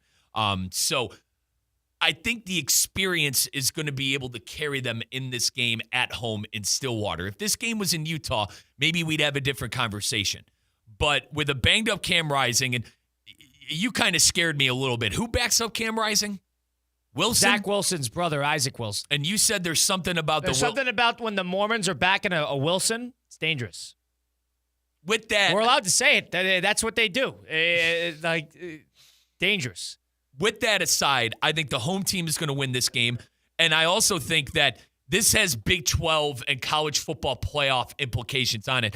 Colin, I think one of these two teams is probably the favorite to win the conference, with all due respect to Kansas State and with all due respect to some other contenders in the Big 12. I'd probably go with those three. I'd go with Oklahoma State, Utah, and Kansas State for being Big 12 outright winners and getting a bye in the playoff. That's why I love this matchup. Yeah, the one thing I'll say about that is those are I believe, other than actually it's Iowa State, those are the only 3 ranked teams left there. Right. UCF 1-0 in conference actually. A lot of people buy UCF, by the way. John O'Terry being one of them, one of our guys in the office. Former Auburn coach Gus Malzahn, right? Malzahn runs that place. Yeah. But I've had a couple people who have UCF connections in this very office down here in West Palm Beach. And apparently this UCF team has got Tom Landry and all of a sudden 3 Hall of Famers playing for them. Brother, you're so funny. Tom Landry. I don't you didn't go Tom Brady, Patrick Mahomes. You went Tom Landry. If we're doing another UCF phone a year, where everybody are they going to hang a banner? If we're doing another one of those, let me know when it's over. But are they going to hang another banner? Hopefully not. Damian Perez behind the glass helping us out. Russo and Rizzo live here, ESPN 106.3. We're going to get into some 5 at 5. OHTANI, huge game yesterday. 6 for 6. 3 homers. Finally got to the famous 50-50 season. He's now 1 of 1 in that category. Record-breaking night for the Dodgers, who clinched. OHTANI, 50 home runs, 50 stolen bases. Everybody's talking about how great he is. We'll break down that and more next at the 5 at 5. You're listening to Russo and Rizzo live here, ESPN 106.3.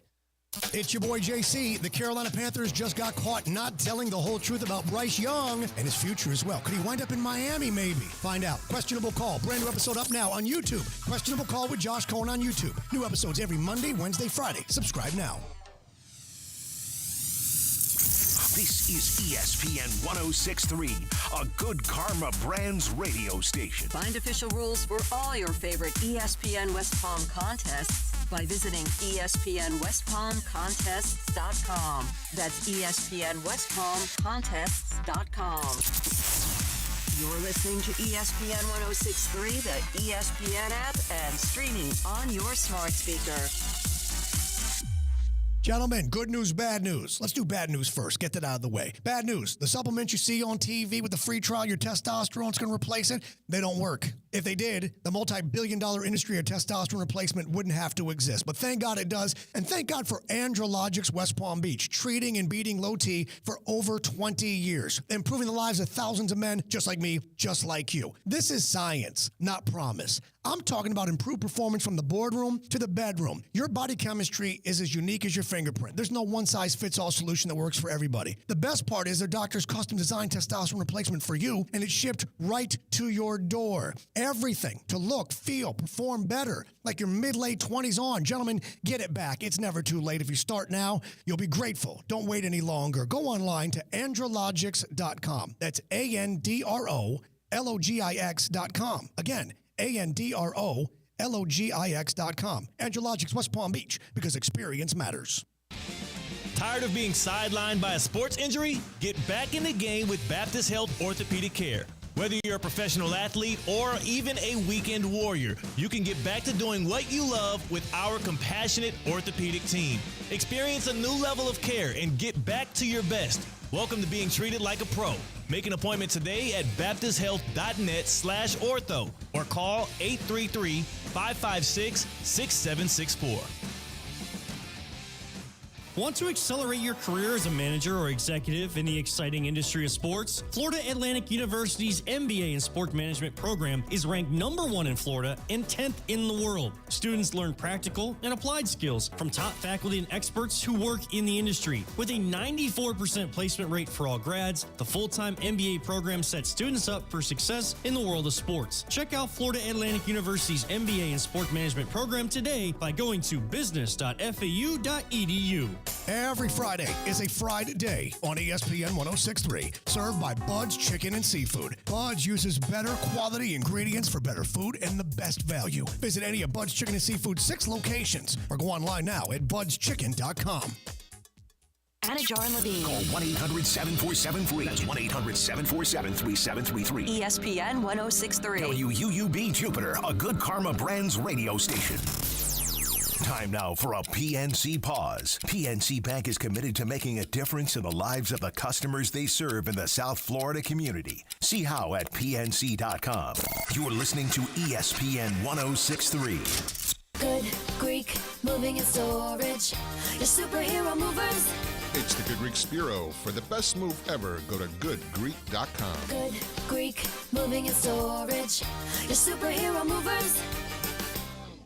Business owners, are your employees driving you nuts? Is money tight? Or have you just poured your heart and soul into your business and now it's time to retire and just relax? At Transworld Business Advisors, they have buyers from all over the world ready to buy your business now. Call for a confidential conversation about your business's current value. 561-203-5121. That's 561-203-5121 or visit tworld.com today. Hey, it's Josh Cohen for the accident attorneys, Anajar and Levine.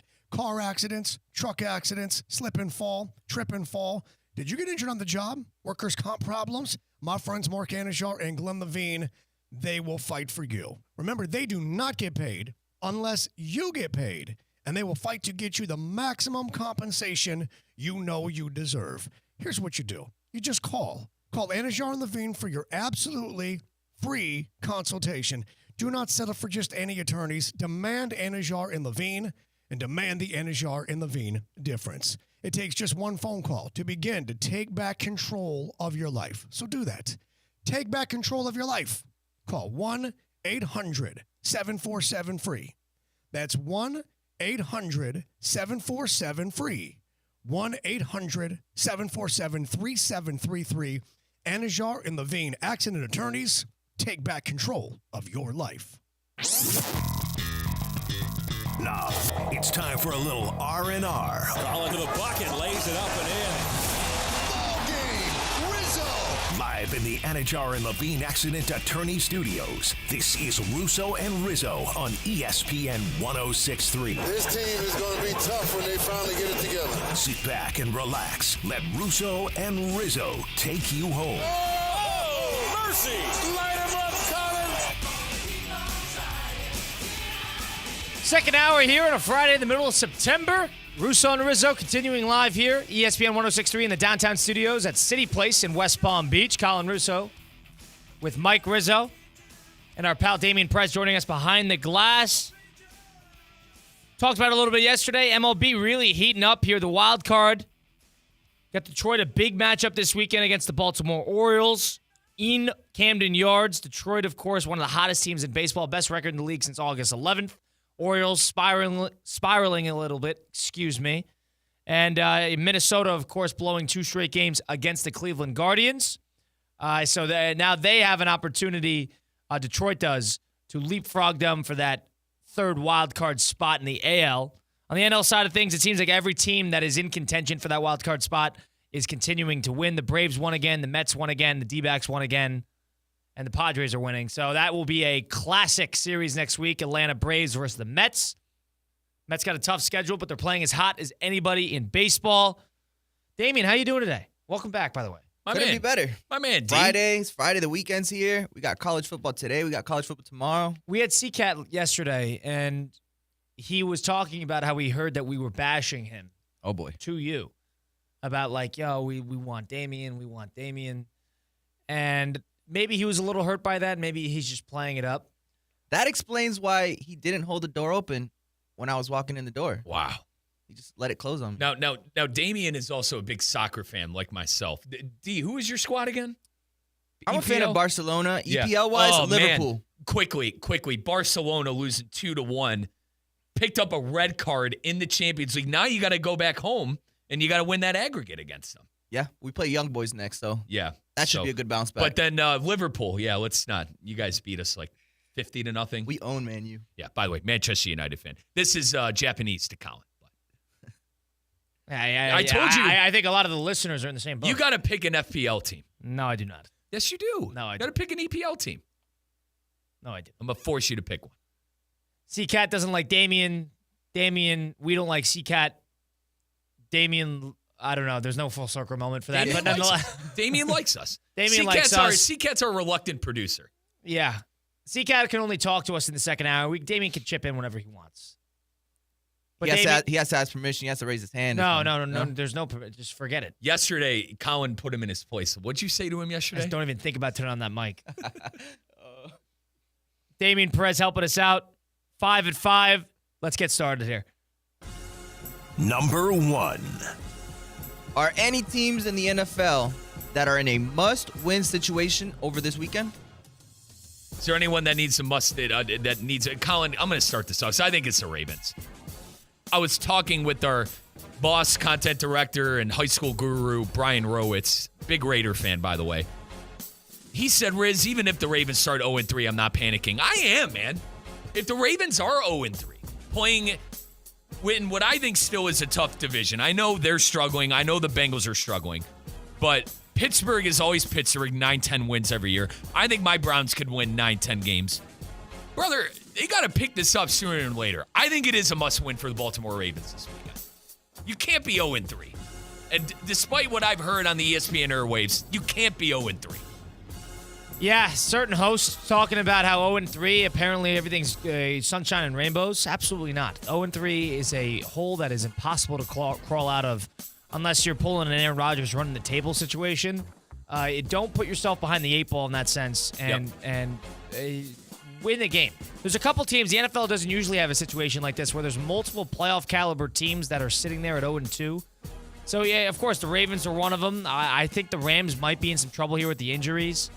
Cincinnati, of course, we talked about before, another team that needs to get a win here. And other than that, I mean, I think everybody else is sort of, sinking or at the deep part of the pool with rocks tied to their feet. So I'm not terribly, I'm not going to scream about the Jags. I'm not going to scream about, the Giants. But that Cincinnati Ram pipeline is important. I think a team like the Falcons, you'd like to see some competition against the Chiefs this weekend. But those 0-2 teams, they all need to win. What about the Giants? No. Danny Dimes? Hey, trapped relationship. Ugly. Jags might have one, too. Let's get to number 2. Number 2. Who is the best 1-1 team in the NFL? Go ahead, Colin. This is interesting because essentially every team is basically 1-1, and other than the Pittsburgh Steelers, and God, don't get me started on them. No offense. But a lot of NFC teams in particular are sitting over there 1-1. You got teams like San Francisco, Atlanta, Detroit, of course, is going to pop up. Dallas, Philly. Of all the teams available, I think San Francisco and Detroit are pretty obvious picks, but just off of the health of San Francisco, I'm going to push them aside. And, Detroit's an easy one here, but Jared Goff, high floor, not the highest ceiling. Watch the Cowboys be pretty good. I'm a Philly guy, but I got to see a little more out of them, and they got beat on Monday. I think those two teams in the NFC sitting at 1-1 are going to be crash coursing their way through that division, that the Eagles and the Cowboys. But in terms of top-tier talent, the quarterback is paid, wide receiver is paid. This is a win-now mode. I think probably, if I wasn't going to go with the Lions, because I know that's my Super Bowl pick, but I got to see a little more out of them after that, the waxing they took over the weekend. So I would take, right now, Cowboys. I'm taking the Niners. I picked them to win the Super Bowl. I'm doubling down. I have faith in Kyle Shanahan. I have faith in Brock Purdy. Here's our injury report. Colin's been... this is ugly. Yeah, Colin's astutely been pointing out the injury report. Deebo Samuels is out. George Kittle is doubtful, and Nick Bosa and Charvarius Ward on the defensive end are questionable. Bosa, ribs. Charvarius Ward, knee/hamstring. Both. Kittle, hamstring. Deebo, calf. I mean, those four guys... Arguably, Bosa is the best at his position on the team. Obviously, Kittle, we could sit here and split hairs about Deebo and Ayuk. And McCaffrey, you have no idea what's going on with him. Right, so right. It's just too many injuries. I'd rather be injured early in the season than later in the season. Now, I think there's something to be said, too, about, Riz, if these guys are hurt now, that means they're going to be hurt all year. I get both sides of the coin. I'm doubling down. I'm still going with the Niners. They're my Super Bowl pick. I got faith in Kyle Shanahan. Some teams just have the injury bug, and especially after a big year like the Niners just have. In a lot of ways, the NFL kind of works. The world gets back into place, and sometimes you're sort of due to get knocked around a little bit with an injury bug. It happens to a lot of teams. So just off of that makes me nervous. I wonder if that's going to follow them the rest of the year like a dark cloud. But I understand the pick. Number 3. Number 3. Where do you stand on hugs? Salah tried to give Aaron Rodgers a hug on Thursday Night Football, and it didn't go too well. Sorry, did you see this? I did see it. Wow.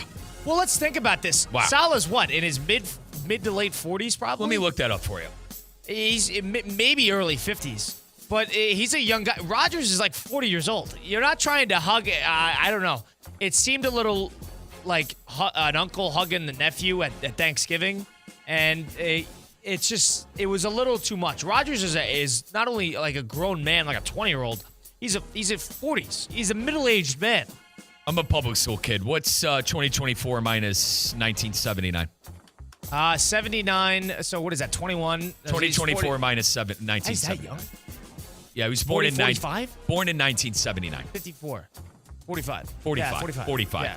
Public school kid, bear with me. But yeah, I mean, they're about the same age, right? They're the same age. Yeah. Get off me. You're not hugging me. He's hugging him because he's saving his bacon. That's why he's hugging him. What's the worst time to get a hug? Worst time to get a hug? I have a worse time to give a hug, or a bad time at least. Go for it. When you walk up to a crowd of people, this could be a family reunion, somewhere where it's anticipated that you're going to give hugs to, if not everybody involved. If they're in a circle talking and you're the only one already established and you're walking up, what do you do here? Do you circle around like a hawk and get everybody from, give them a hug, you turn around, you get a hug, you go around, or do you cut through the middle and interrupt the entire... You know what I'm talking about? Is this a foreign concept to you guys? You ever walk up to a group of people in a circle and you got to give at least a couple due diligence hugs and it's impossible? Yeah. That, I know what to you're me... talking about. If you're at a gathering of some sort and somebody's eating something, God. For me, or sitting hug. For me, it's immediately after something like bad happening. Like something just happened, someone thinks you need a hug. You're not a console hug. I am 5 minutes after the fact. Does that make sense? Just let me sit and think about what happened, and then we could talk it out. Okay. Are you? I'm a hugger at heart, though. I can't lie. You're a hugger. You know this. I do the dap up and the hug. That's my go-to. Do you like? What about when people are sitting? I think that's a tough time to hug too. You do a gentle shoulder touch. You don't go all in. You know what I'm saying? A gentle, hey. Yeah. How are you? Okay. That's it. But Colin, you're Italian. I'm Sicilian. Hugging it's something I've had to deal with my whole life, and naturally, I get it. I'm a hugger. I prefer to hug. All right.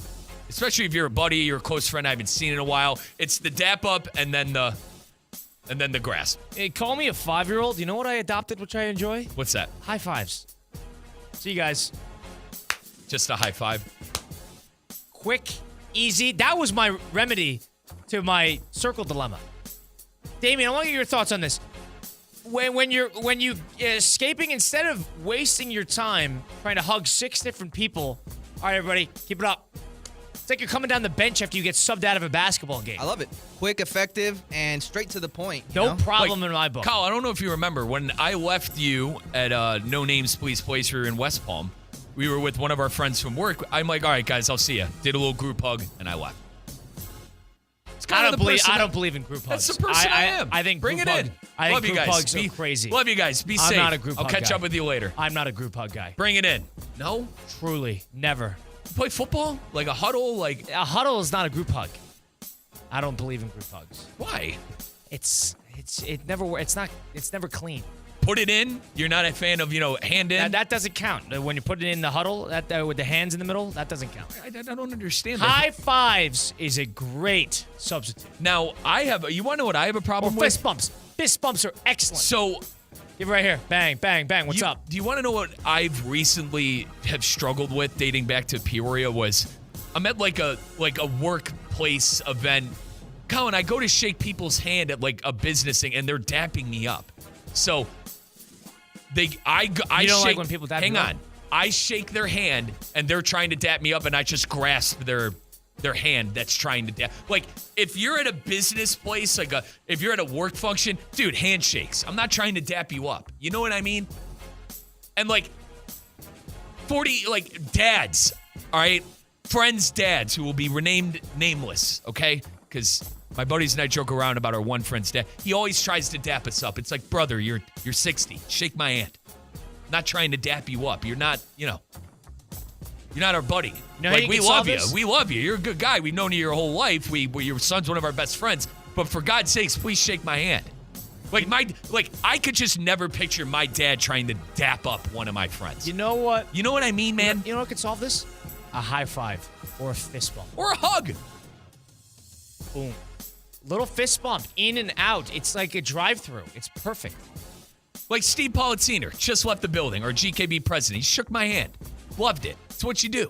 When you're in a position of power, you shake people's hands. Fist bump suffices. See ya. Like Steve's the president of the company. You think I would never dream of Steve trying to dap me up in 30 years. I think Steve's the type. Really? To dap? No. I've dapped Steve up. No. I think. No, you don't. You shake his hand. I'd Craig give him- Karmazin, our CEO and founder of the company, is not dapping people up, Colin. Fist bumps wouldn't hurt. Greg, pleasure to meet you. How you doing? I guess a fist bump, but dude, would you want Especially to when you're shake his? sitting. Especially when you're sitting. But you never shake somebody's hang on, hand when you're Colin, sitting. Little advice. When Craig Karmazin comes in, you get up and, hey, Craig, how you doing? Of course. Shake it, and you shake his hand. Of course. That's why I wouldn't leave things to chance on a fist bump with the CEO of the company. And like Steve, I'm not trying to fist bump Steve. I want to, shake his hand. Great to see you, Steve. Thanks for believing in us. So what I'm getting from this is your dap up reads. Like whether somebody's gonna dap you up or not is not great.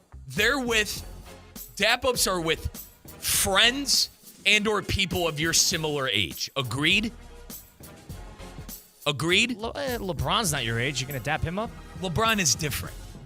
Why? Because LeBron is a global superstar and he can do whatever the hell he wants, and he's one of the best people ever. I'm a LeBron super fan. He's the only guy I ever gotten starstruck in my life. I've been in locker rooms since I was 8 years old. Okay. Number 4. Number 4. Who is on fraud watch in college football? Hold on. Can I give you one? Can I give you a certified Russo? Fraud watch. Yeah, phony watch. Who's on phony watch? I think Nebraska's on phony watch. If they lose tonight to Illinois, forget it. You take them out around the back. They stink. They got to beat Illinois tonight. At home, with that phony sellout crowd, absolutely. You got to win that game. That is fraud watch. You're not losing to Illinois. Illinois is not that good. Take them out back.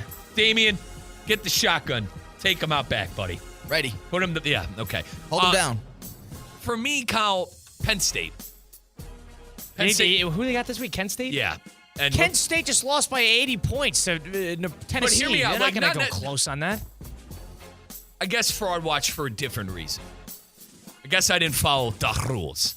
They almost lost to Bowling Green at home. They were on a bye last week. 2 weeks ago, they almost lost to Bowling Green. They have a Mid-American Conference opponent.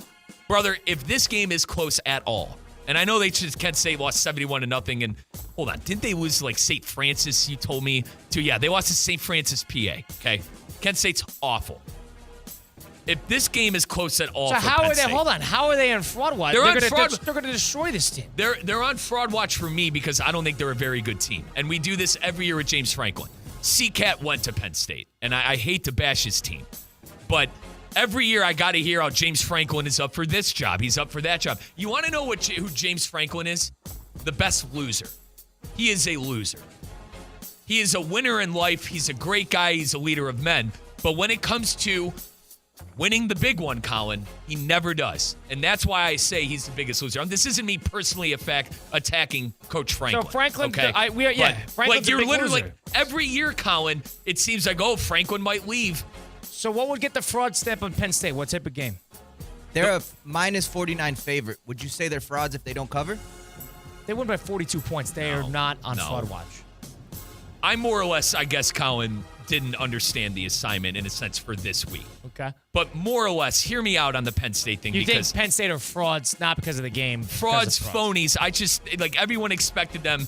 Oh, they dodged Michigan. They dodged Oregon. They don't have to play Michigan, Oregon, but they still have to play Ohio State at home, and they got to travel to UCLA or USC. So I don't know. I think they could have 2 losses. A lot of people slide them into that Big Ten championship game, even if they do lose to the Buckeyes. I don't see it. I think they're on fraud watch. Number 5. Is there a more dominant player in all of sports than OHTANI? Now, Colin, I think OHTANI is the most dominant player in his sport. You don't even think he is in the MLB. Well, the thing about OHTANI is we know how great of a season he is having. OHTANI is not even having the best season in his sport. Judge is the most well-rounded hitter, and we got to get to break here, but OHTANI, we'll get into this. Dodgers won 20-4 last night over the Miami Marlins in Miami, and OHTANI essentially went 6 for 6, 10 RBIs, 3 home runs, 2 steals. And that is the game that he went 50-50 on, 50 home runs and 50 stolen bases, a feat that no other player in MLB history has really hit. And this is in a season where OHTANI, of course, is not pitching due to this elbow reconstruction. We have some thoughts on who the most dominant player in sports or in the MLB. Coming up next, you're listening to Russo Rizzo live here, ESPN 106.3. Live from the Anajar and Levine Accident Attorney Studios. Anajar and Levine Accident Attorneys. Call 1-800-747-FREE. This is ESPN 106.3. It's your boy JC. The Carolina Panthers just got caught not telling the whole truth about Bryce Young and his future as well. Could he wind up in Miami maybe? Find out. Questionable Call. Brand new episode up now on YouTube. Questionable Call with Josh Cohen on YouTube. New episodes every Monday, Wednesday, Friday. Subscribe now. With the resources of a national bank and personalized service of local teams, PNC Bank is committed to helping their customers and communities move forward. PNC, local teams working to make a difference in the South Florida community. See how at pnc.com. Hi, this is Scott Smith with Smith Ball Baez and Prather, Florida Injury Lawyers. We are a Florida civil trial law firm that specializes in the areas of personal injury and wrongful death. Our offices are located in Palm Beach Gardens, Boca Raton, and Port St. Lucie. Our lawyers have litigated thousands of matters at the Palm Beach, Martin, St. Lucie, and Indian River County courthouses. Our lawyers, paralegals, and other numerous members of our legal team live in Palm Beach County and Treasure Coast cities and towns such as West Palm Beach, Port St. Lucie, Lake Worth, Palm Beach Gardens, Palm City, Jupiter, and others just like you and your families. We are a statewide recognized law firm, but it is your community and your families that we live and associate with on a daily basis. Our most satisfying achievement is when we know that our legal power has helped a fellow member of our Palm Beach County and Treasure Coast community secure a fair and just huge result. If you've been injured, the lawyers at Smith Ball Baez and Prather will help. Call us at 500-HELP, 500-HELP. With Smith Ball Baez and Prather, help is just a local phone call away. Offices Palm Beach Gardens, Boca Raton, and Port St. Lucie. Meet Cheryl. Hey. She's on vacation and lost in the moment. Unfortunately, so is her Chase debit card. It's gotta be somewhere. Maybe she lost it at salsa night. These skirts should have pockets. Or maybe she lost it at Pilates. 3 and 2 and... But she's not worried. With the Chase mobile app, she can lock her card till it turns up. Tools that help protect. One bank that puts you in control. Visit chase.com/checking. Chase, make more of what's yours. Chase mobile app is available for select mobile devices. Message and data rates may apply. JP Morgan Chase Bank, N.A. member FDIC. With NFL Sunday Ticket and YouTube TV, you can watch the most live NFL games all in one place. Which means you can watch the Rams, and the Colts, and the Vikings, and the Bengals, and the Buccaneers, and the Chargers. Or whoever you're rooting for, all in your living room. But not literally, of course. That would be dangerous. Watch every game every Sunday with NFL Sunday Ticket and YouTube TV. Sign up at youtube.com/NFLST. Local and national games on YouTube TV. NFL Sunday Ticket for out-of-market games excludes digital-only games. Improve your golf game fast at the all-new Kaiser University Golf Coaching Center. The Kaiser University Golf Coaching Center has the facilities, tools, and coaching you need. Enjoy the best facilities in the area with an expansive chipping and putting area, practice bunkers, a huge putting green, plus a 2,000 square foot indoor training area with 3 hitting bays, cutting-edge analysis technology, and more. The Kaiser University Golf Coaching Center in the heart of Palm Beach County off I-95 and the Turnpike. Find out more at kaisergolfcenter.com. Hey guys, I got some good news and I got some bad news. First, the bad news. There's no such thing as a miracle pill or supplement to bring back the testosterone you had in your 20s. But now the good news. Andrologix Health in West Palm Beach. Been treating and beating low T for over 20 years. Lab work and a telemedicine evaluation is all it takes to see if testosterone replacement therapy is right for you. So get started today. Visit andrologix.com. That's ANDROLOGIX.com. Andrologix Health. Experience matters.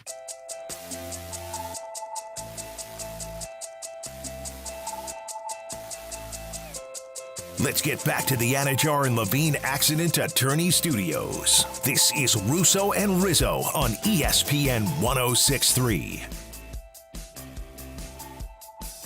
Shohei Ohtani, Dodgers superstar, the talk of the town in the sports world this past night. Pretty historic night for him as he reached 50 stolen bases and 50 home runs in the same season, in his first full season as DH. No pitching this year for Ohtani, and he got 50 and 50. Nobody else in MLB history has hit that, and I know the steals have been inflated a little bit, but that is what Ohtani did. And in a game where he went 6 for 6, 6 hits, 3 homers, 10 RBIs, and 2 steals on top of that, Ohtani had himself quite a night, 17 total bases for Ohtani. I think the record was 19 in the game. So Ohtani did a pretty unbelievable feat. But it's Russo and Rizzo live here, ESPN 106.3. Colin Russo, Mike Rizzo here with you. And our producer, Damian Perez, asked us the question, is Shohei Ohtani the most dominant player in American sports? Let's put it that way. And in terms of dominance, I think you have to include some postseason stuff. So I'm going to name the people that I think are more dominant than him. I think Mahomes is more dominant than him. Because of the hardware. The hardware. He's better in Ohtani hasn't even played in a big game because of the big game. And, I mean, you could bring up some basketball guys in terms of dominance. I don't know if any basketball player LeBron was. Not now. No, not anymore. But for about 15 years, Colin. LeBron was the most dominant player at his sport. Yeah, but I don't think Not anymore. But it's different with Ohtani. Ohtani is doing something that really is an unfathomable level. What I say, Ohtani, I joke around with my brother, like Ohtani decided to steal 51 bags because he was bored this year because he couldn't pitch. So he decided to steal 51 bases. I think this is a testament to how talented he is. And everybody knows how great he is and how much of just the right way to say, everybody says it, the right way to say it, he's a unicorn. He is a one-on-one talent. And it's because he can pitch, he can steal. I mean, he doesn't do in the field all that often when he was playing, but he's not a terrible defender. He's not great. But now he can run the bases. And he's not even he's a big guy, but he's savvy. He's a smart baseball player. See, he's got it all. And I think people are kind of getting caught up in the moment a little bit based on this game. Would you agree with that? Or are you okay with like living in the moment here? I'm okay with living. That was arguably the greatest game I saw out of a baseball player. Barry Bonds, you can't, not that you can't stand me for this. You just disagree. I think Barry Bonds is the best baseball player ever. Yeah, I don't agree with that. I know you don't. I've seen a couple of games like this from Bonds. He's like the player I could compare it to, but that was unreal, Colin. That's like John Henry tall tale stuff, like stuff you wouldn't believe if you told someone. Here's my problem with this game. It's so back and forth for me because of a couple of reasons. Number one, it's important because the Dodgers clinched, so it was technically a big game in their season. And it was important because Ohtani got the 50-50, which is another huge accomplishment in the history of the MLB. My problem is the Miami Marlins rolled over and died when it was 9-1. And that game went up to 20-4. 20-4 that game went to. Yeah. And for me, I mean, they brought a bunch of guys out there. They brought Brujan out there to pitch against Ohtani.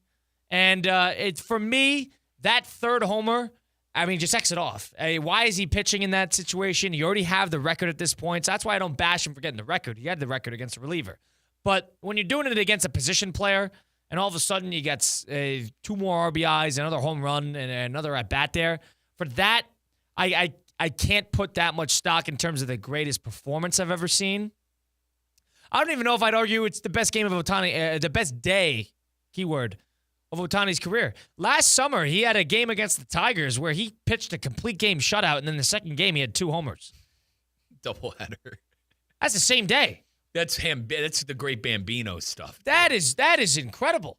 And for this, in a game that the game was over in the 4th inning, and the manager Skip, we're talking about how he's doing it for the love of the game. Dave Roberts. No, for the the Marlins. Apologies. He's talking about how Schumacher. Yeah, talking about how we're going to let Ohtani hit this.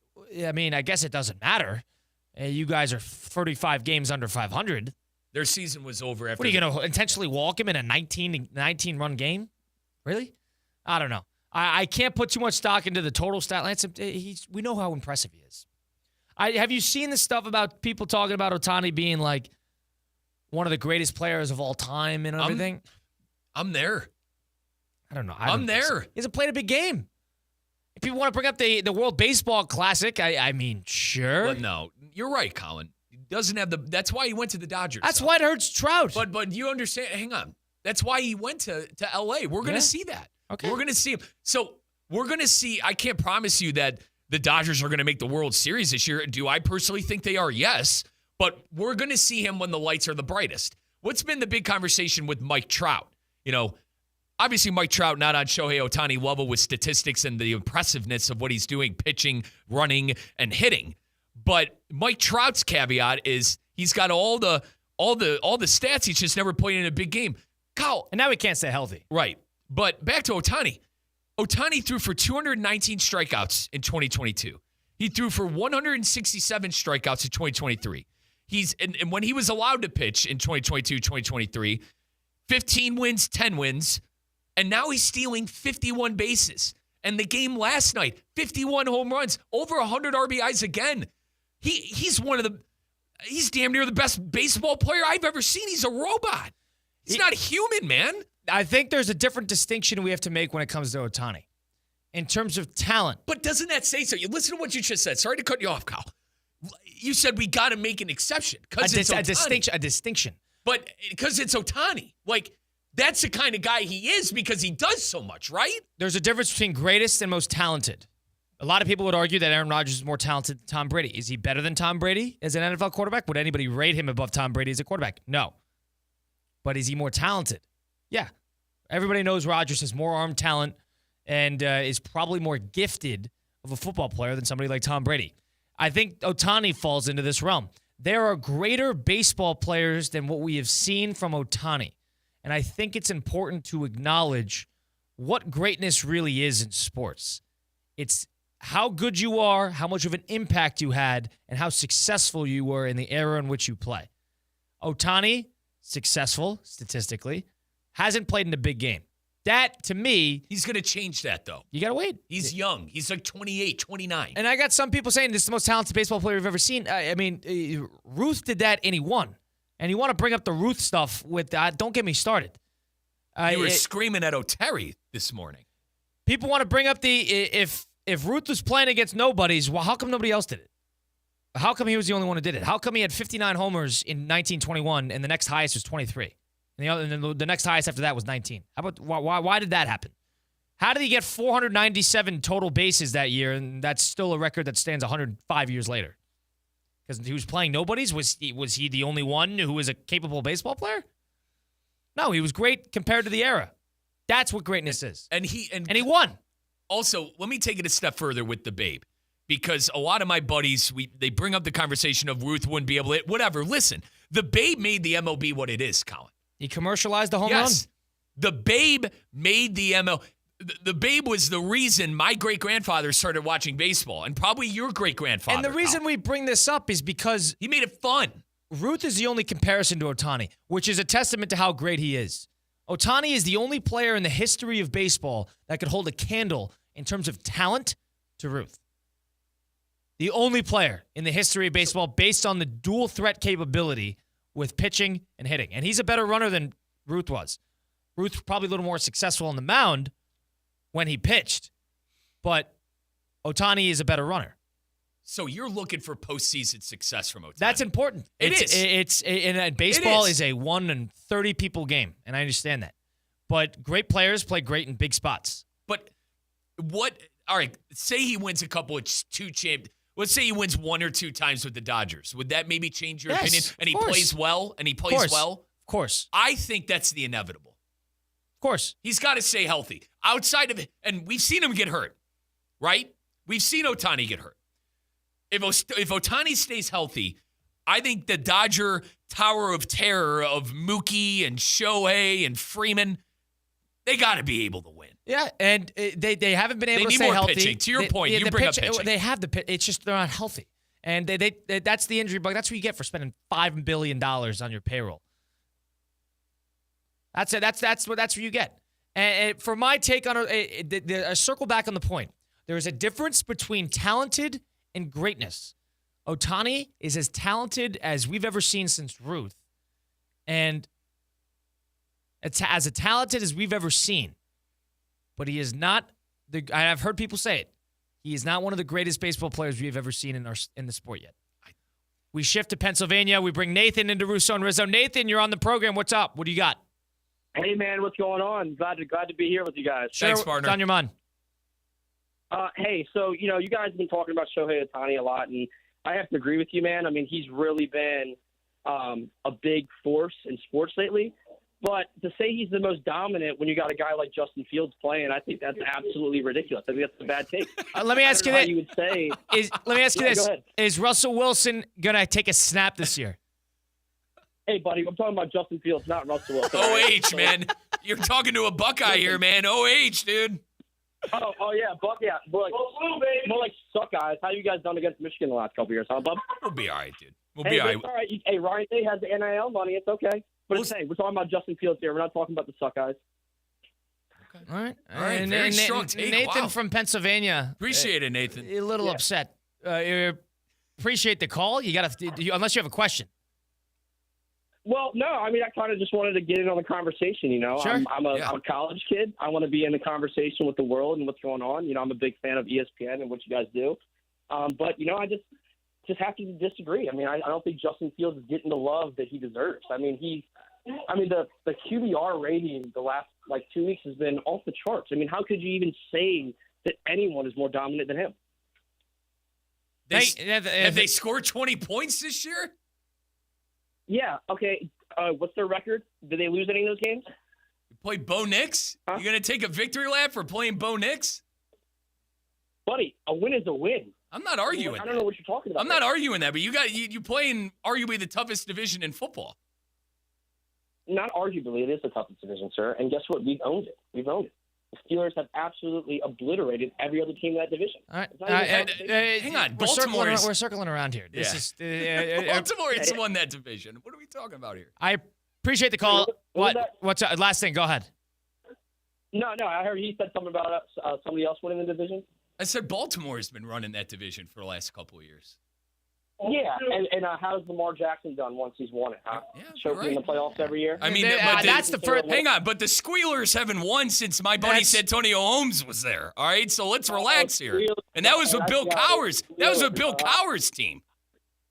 Oh, Bill Cowers, yeah. Mike Tomlin. Hey, remind me, has Mike Tomlin had a losing season? So you want to skip over Mike T? Has he had a losing season? Played in 2 Super Bowls, won 1. Huh? Okay.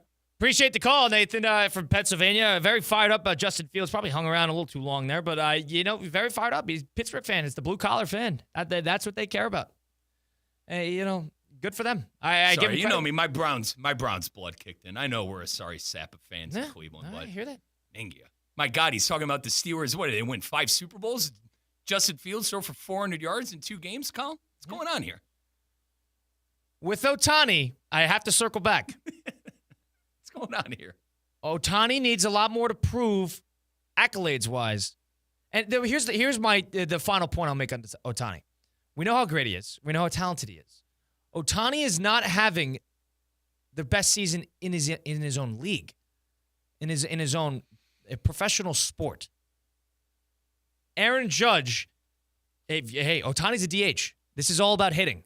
If you want to bring up the stolen bases, fine. But Aaron Judge defends. Don't you think that OHTANI could play outfield, though? It's the arm. They got to be careful with and they have so many outfielders. I think but my argument is, trust me, Judge is elite in the field. But I think OHTANI could be if they let him. Yeah, and he did when he was pitching, and I understand that. But he's kind of just a placeholder out there. My point is, he hasn't been. Judge has been with a worse lineup, all things considered. I know he's got Soto, but the Dodgers lineup 1 through 9, inconsistent, I'll get it, but better top to bottom. Judge has had a better season all around hitting. Judge might get the Triple Crown. So off of that alone, I don't think it's fair to kind of proclaim Shohei OHTANI as like the next coming. And we know how great he is, and I agree. And he's as talented as anybody in baseball has ever seen. Is he great yet? Is he like in terms of greatness? I'm not sure if he's there yet. I'm on the opposite side of the spectrum. I think he's the best baseball player, top to bottom, that I've seen outside of Barry Bonds. 51 stolen bases, 200 strikeout season, 160 strikeout season. He's not pitching this year. Yeah, I understand. But just with the guy, Colin, I think he could do it. I think he could come out of the bullpen at this point. He could do anything on the baseball diamond. That's why I call him the most dominant in his sport, is because I think he could be the most dominant at whatever it is in baseball. If it's pitching, if it's hitting, if it's stolen bases, if it's, anything you could shake a stick at, Shohei OHTANI can do. I think the postseason success is going to come. I think the postseason success will come with the Dodgers being around that. Now, I know the Dodgers, people go, oh, Riz, they won the Mickey Mouse Commissioner's Trophy during the COVID year when you played 60 games, whatever. All right. I know the Dodgers haven't been that successful outside of the COVID year, but they have the moxie and the talent to do it with that roster. And I can't wait to see Shohei in a big spot this year, because we're finally going to get our wish, pending him knocking on wood, not getting hurt. It's him and Judge. Judge is a better hitter right now, and that's the only thing that he's doing. And but that's the facts. But Shohei's catching up a little bit on the home run tally. I understand Judge has slowed down. But my point is, let's calm down on proclaiming we do this once a year. When OHTANI has a big-time day and everybody's like, oh, my God, it's unbelievable. It is unbelievable. But there's a difference between greatness and talented. OHTANI, right now, falls on the side of talented. We'll see if he could get to greatness in the stardom. People want to bring up I'm circling around here. I'll get to break in a second. People want to bring up the competition of the people of the old days, don't understand the storied history of baseball and basically how greatness works. You don't get what you get today without those guys. That is what I'll end on. Shohei OHTANI, we're going to give a Hard Rock pick next into the weekend. Last final thoughts on baseball. Last final thoughts on football. Stick around. It's Russo and Rizzo live here at ESPN 106.3. Live from the Anajar and Levine Accident Attorney Studios. Anajar and Levine Accident Attorneys. Call 1-800-747-FREE. This is ESPN 106.3. The annual Boca Raton Bowls ABC Supply Great Chefs Tailgate Showcase, presented by Boca Raton Innovation Campus and CP Group, heats up on Tuesday, October 15th from 6 to 8:30 p.m. Join me, Theo Dorsey, with ESPN West Palm at Brick in Boca Raton as dozens of local chefs, breweries, and cocktail masters serve their favorite tailgate classics. Tickets are on sale now. Visit spiritofgivingnetwork.org/events to purchase your tickets today. Fall in love with your favorite sweet treats at DQ Grill and Chill. Featuring the blizzards of the month, pumpkin pie with world-famous soft serve, real pumpkin pieces, whipped topping, and nutmeg. Or the French silk pie blizzard, combining all those iconic velvety rich flavors, plus new blizzards on DQ's fall menu, such as caramel Java chip, Reese's Pieces cookie dough, and salted caramel truffle. If that's too much and need a quick kick, try the new DQ White Mocha Shake. DQ Grill and Chill with 2 locations, 4828 Lake Worth Road, and US 1, just south of Northlake. Hey, it's Josh Cohen for the accident attorneys, Anajar and Levine. Car accidents, truck accidents, slip and fall, trip and fall. Did you get injured on the job? Workers' comp problems? My friends Mark Anajar and Glenn Levine, they will fight for you. Remember, they do not get paid unless you get paid, and they will fight to get you the maximum compensation you know you deserve. Here's what you do. You just call. Call Anajar and Levine for your absolutely free consultation. Do not settle for just any attorneys. Demand Anajar and Levine, and demand the Anajar and Levine difference. It takes just one phone call to begin to take back control of your life. So do that. Take back control of your life. Call 1-800-747-FREE. That's 1-800-747-FREE. 1-800-747-3733. Anajar and Levine, accident attorneys. Take back control of your life.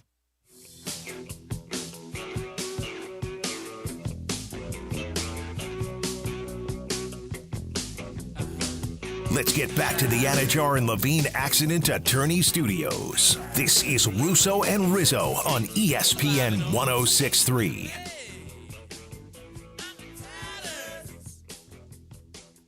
No Fat Jack today.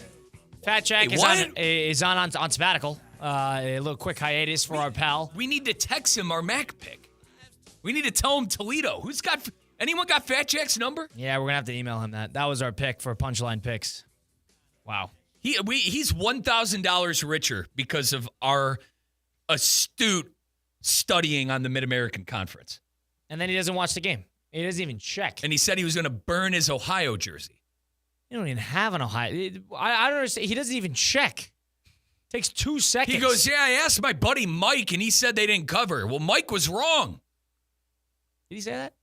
He said Mike told him? He said, I'm paraphrasing. He said, I asked my buddy, he said he was doing TV, and he asked somebody about Ohio, and he said, oh, they lost.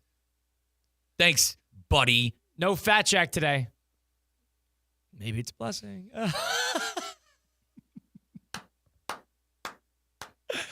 No, we love Fat Jack at FatJackSports.com. Go check out the best picks in the area. We like just messing with him. He's our guy. He's our guy. He owes us burgers. He does owe us. If he doesn't get us burgers, then he's no longer our guy. We're going to go to Clematis and find a burger spot. Yeah. So there's no way that he's not getting away. He's getting away with that. No chance. He's getting us some now, burgers. we got to get him in the state. It sounds like he's never in the state. Now, I got to tell you about what's going on at Hard Rock. Hard Rock, of course, has their Discover promo gambling picks. And there's one that, struck Mike's eye and my eye as well. Big time. And it stays in the state of Florida. Parlay 4-teamer. 4-team parlay. And it's basically all of the Florida schools.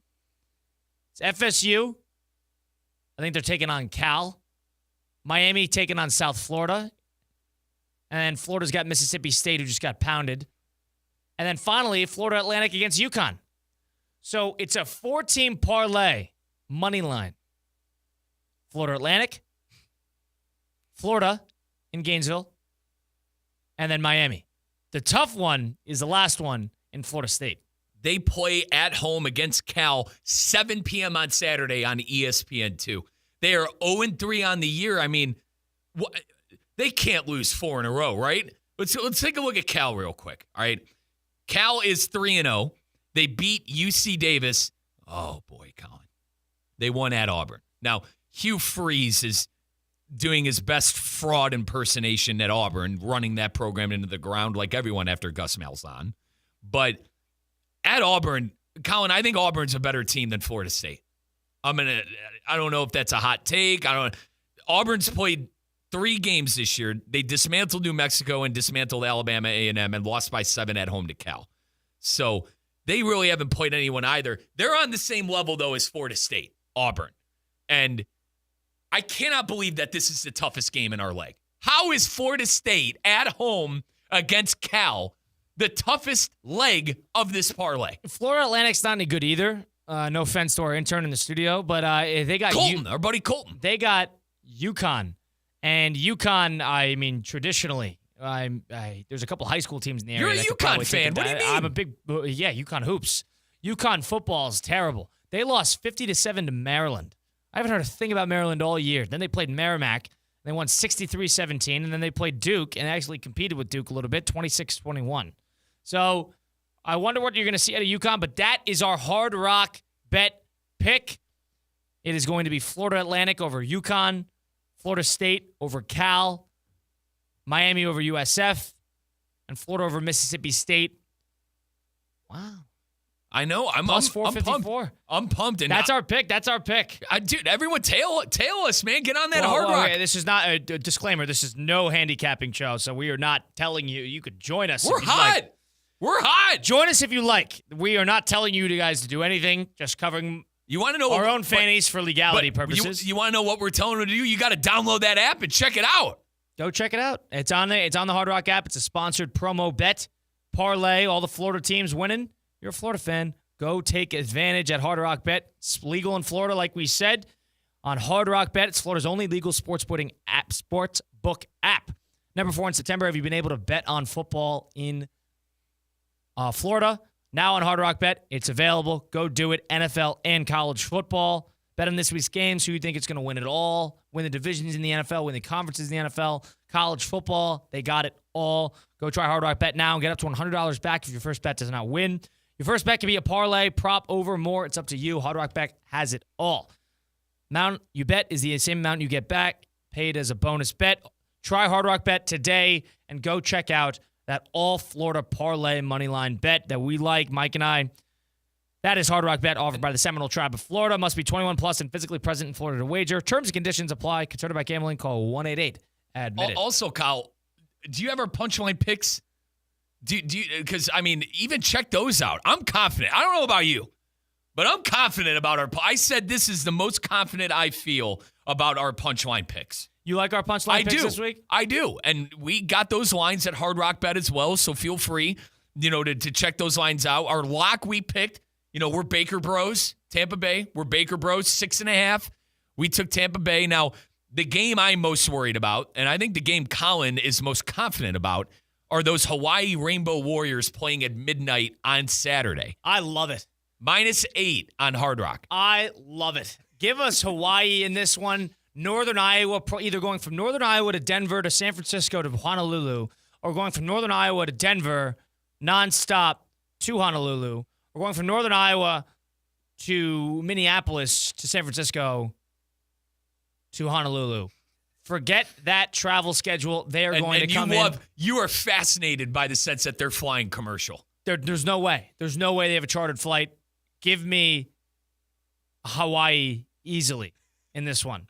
And no way Northern Iowa hangs around. You're worried about Oklahoma State from the sounds of it. Yeah, Oklahoma State, it depends. Utah's a weird team, and it's either you get them hard or they're the easiest rollover you'll ever see. So as for the Oklahoma State game, I'm going to ride with you on that one. And then for our NFL picks, what did we take? We took Tampa Bay. We took the Packers and the Texans. Yep. Packers plus 2.5. I think that's a no-brainer, especially if Love plays. I don't think he will. But if he does, I think that would be an easy one. We were both high on the Texans. I know I made the case strongly earlier in the show. Sorry to our Sam Darnold and Kevin O'Connell impersonator in the YouTube chat. By the way, go follow our YouTube page, Russo and Rizzo on YouTube, folks. Give us a subscription. But I'm big on CJ Stroud. I'm big on the Texans this weekend. CJ doesn't turn the ball over. That's why you got a quarterback that plays clean football. on the road, coming off playing one of the top defenses in the NFL. That's in Chicago, a big measuring stick game. That's going to be a big one to figure out where Minnesota stands amongst the NFL's ranks, and if it's a couple hit wonder, or if they're going to hang around a little bit in that NFC North. That's be a big one, but I do like the Texans in that one as well. I think they got their ugly game out of the way against Chicago last week, and they're looking to build off some momentum. They got Jacksonville in 2 weeks, too. I'm not looking forward to that. Nonetheless, Friday's edition of Russo and Rizzo. Thanks to Damian Perez for helping us out behind the glass. Thanks for Mike Rizzo for joining me. Colin Russo here, ESPN 106.3. It should be a fun one. Take advantage of the weekend. Stay happy, stay healthy, stay focused. Enjoy your football. Take it easy over the weekend. We'll see you on Monday. Catch me on Sunday Huddle with Cade Chumslin on Sunday at 10 a.m. Don't miss that on ESPN 106.3. Take it easy.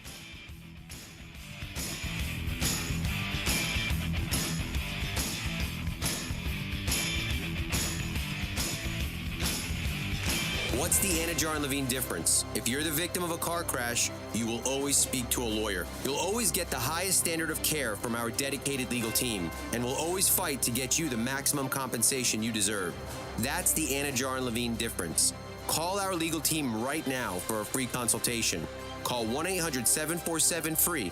That's 1-800-747-3733.